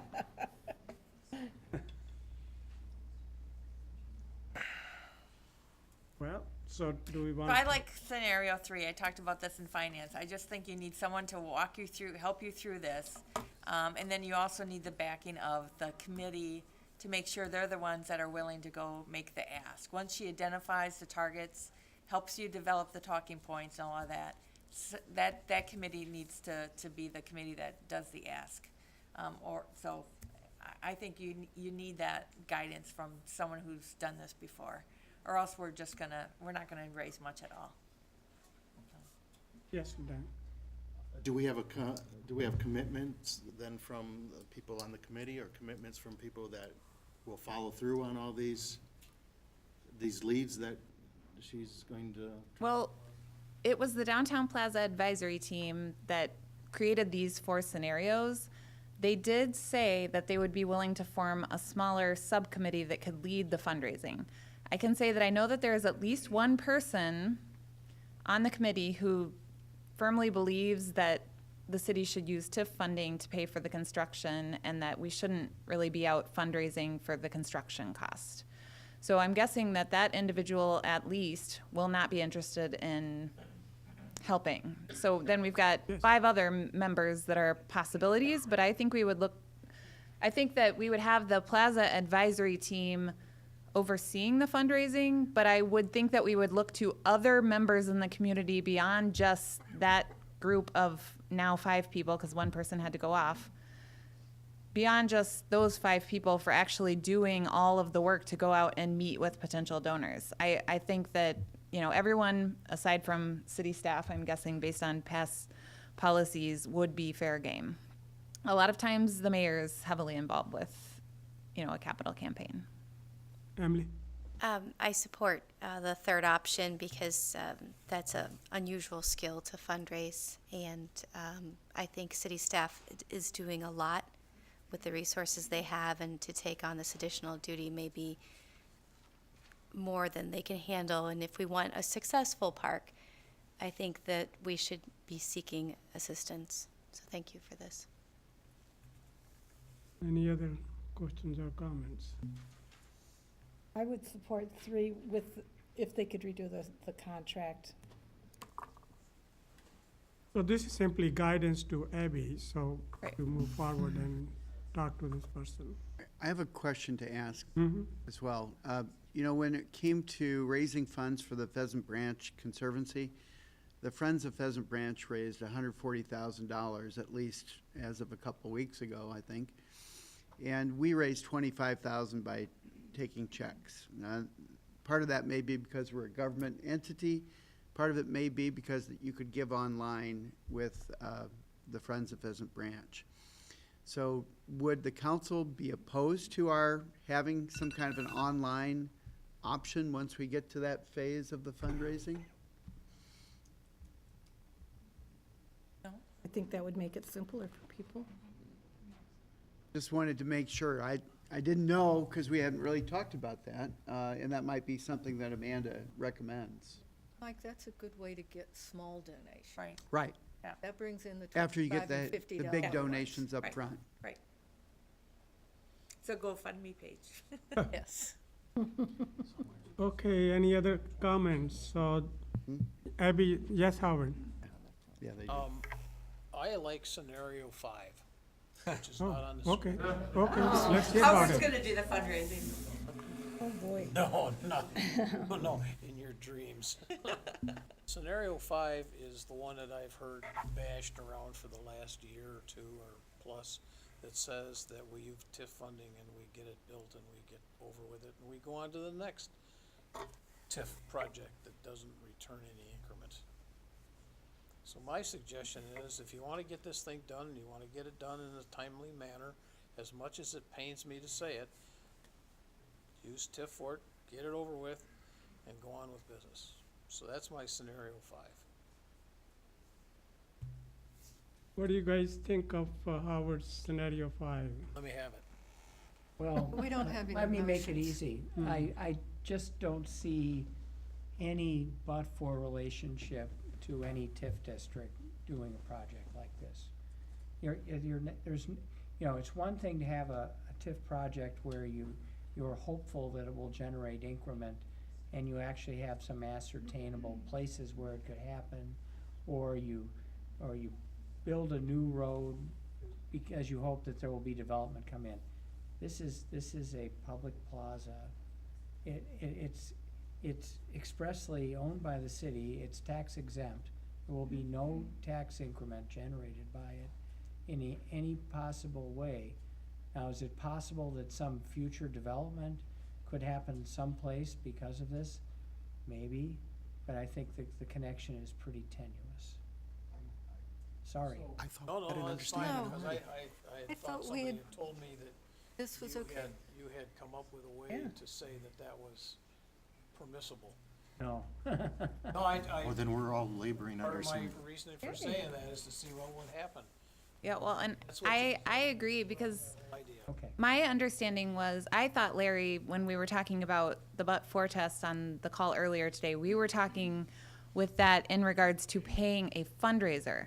My understanding has been that the city can use TIF 3 funding because we amended the redevelopment district, which was either your recommendation or Matt Fleming's previously, and we did use TIF funding to buy the property. So I think the assumption from our staff standpoint all along has been that TIF 3 is an eligible source of funds for developing the plaza. And what would be, I'm not disagreeing with anything you've said. Where would be the benefit to TIF 3? Is there development that's going to happen right next to it? Are there any things planned that could actually give a tie to the use of the funds in this way? I think it's an amenity for the TIF district in the same way that Terrace Avenue and the Terrace Avenue Pavilion was an amenity for the TIF district. Parmenter Street between the roundabout and University Avenue was an amenity to the TIF Fine. district. Great, that's traditional. Well, it's pretty similar to, well, the brick paver project in downtown, the pavilion. I mean, we have already been through this argument. I think Abby got a point, Larry, so. Well, where's the line then? Where's the line? Larry, I think you've advised on this 2 years ago when we first started down this road and buying the property. And so we've relied on that. As long as we didn't call it a park. Right. We went through that, the park's not eligible, but a plaza because it's got It's a plaza, it's so. got the benefit of bringing about economic activity by having events hosted there that draw upon the businesses and the business Bring specials and Customers. the whole mix of the downtown economic fiber to it. Okay, well, Abby is correct that I was talking about earlier, the idea of using TIF to pay for the fundraiser, which I think is quite clearly no. Let me reconsider my opinion based on the information that's been provided. If it has a demonstrable benefit to the TIF district, demonstrable being obviously a difficult thing to define in any context, then perhaps that is a possibility. Wow, your number 5 is moving. Well, and the I other don't thing, see Larry moving at all. to address your question, Larry, there's also the post office that could be redeveloped in the future, as well as TDS. So there are properties immediately nearby. Free house, village That green. helps. That helps a lot. Yeah. We could kick the post office, The post office were to relocate. Watch out, Howard now. And the nexus is the plaza.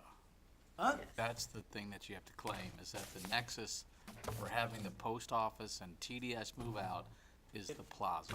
It stirs development downtown that would possibly increase the chances of those kinds of Would not have going south. otherwise been there. And it draws people to the downtown. Lost me right there, because you Oh. can't tell me that the post office is not already considering being moved out. You can't tell me that TDS is not already considering redeveloping. It has nothing to do with the plaza.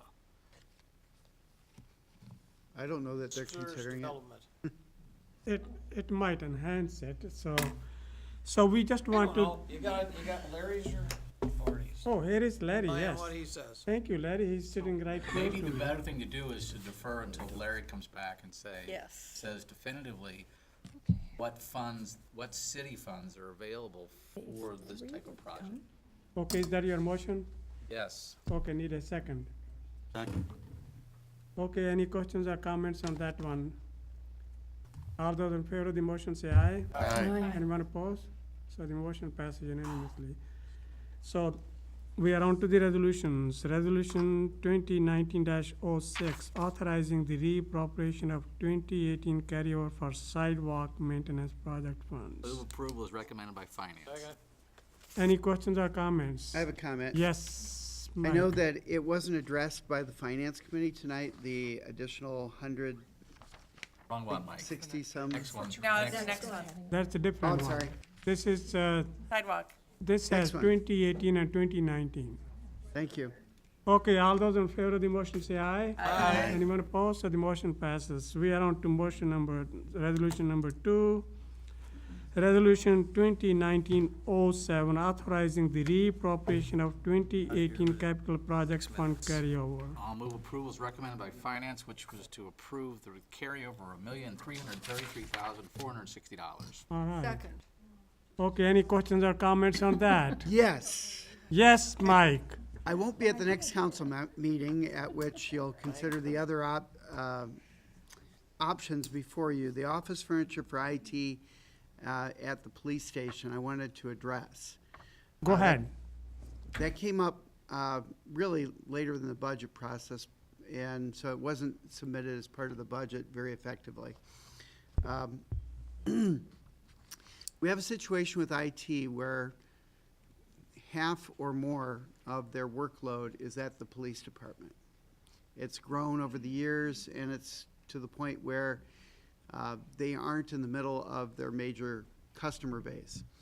Moreover, in the basement over here, it is not accessible, neither for the public or for our employees. We recently had a workers' comp claim from one of those employees, and that prodded me to think further about how we need to address that before it becomes a problem. So we've looked into moving IT. They would also operate out of the basement here, but moving IT to the police department and furnishing their operation there. And it so happens that the chief has space that can be repositioned and work for IT. Todd Foreman actually has an office there now. We're looking to get the other two over there, but he doesn't have sufficient furnishings. So I just want to make that case to you now because you'll be considering it, I believe, on the 19th, and I won't be here for that meeting. Don't they have furnishings downstairs right now?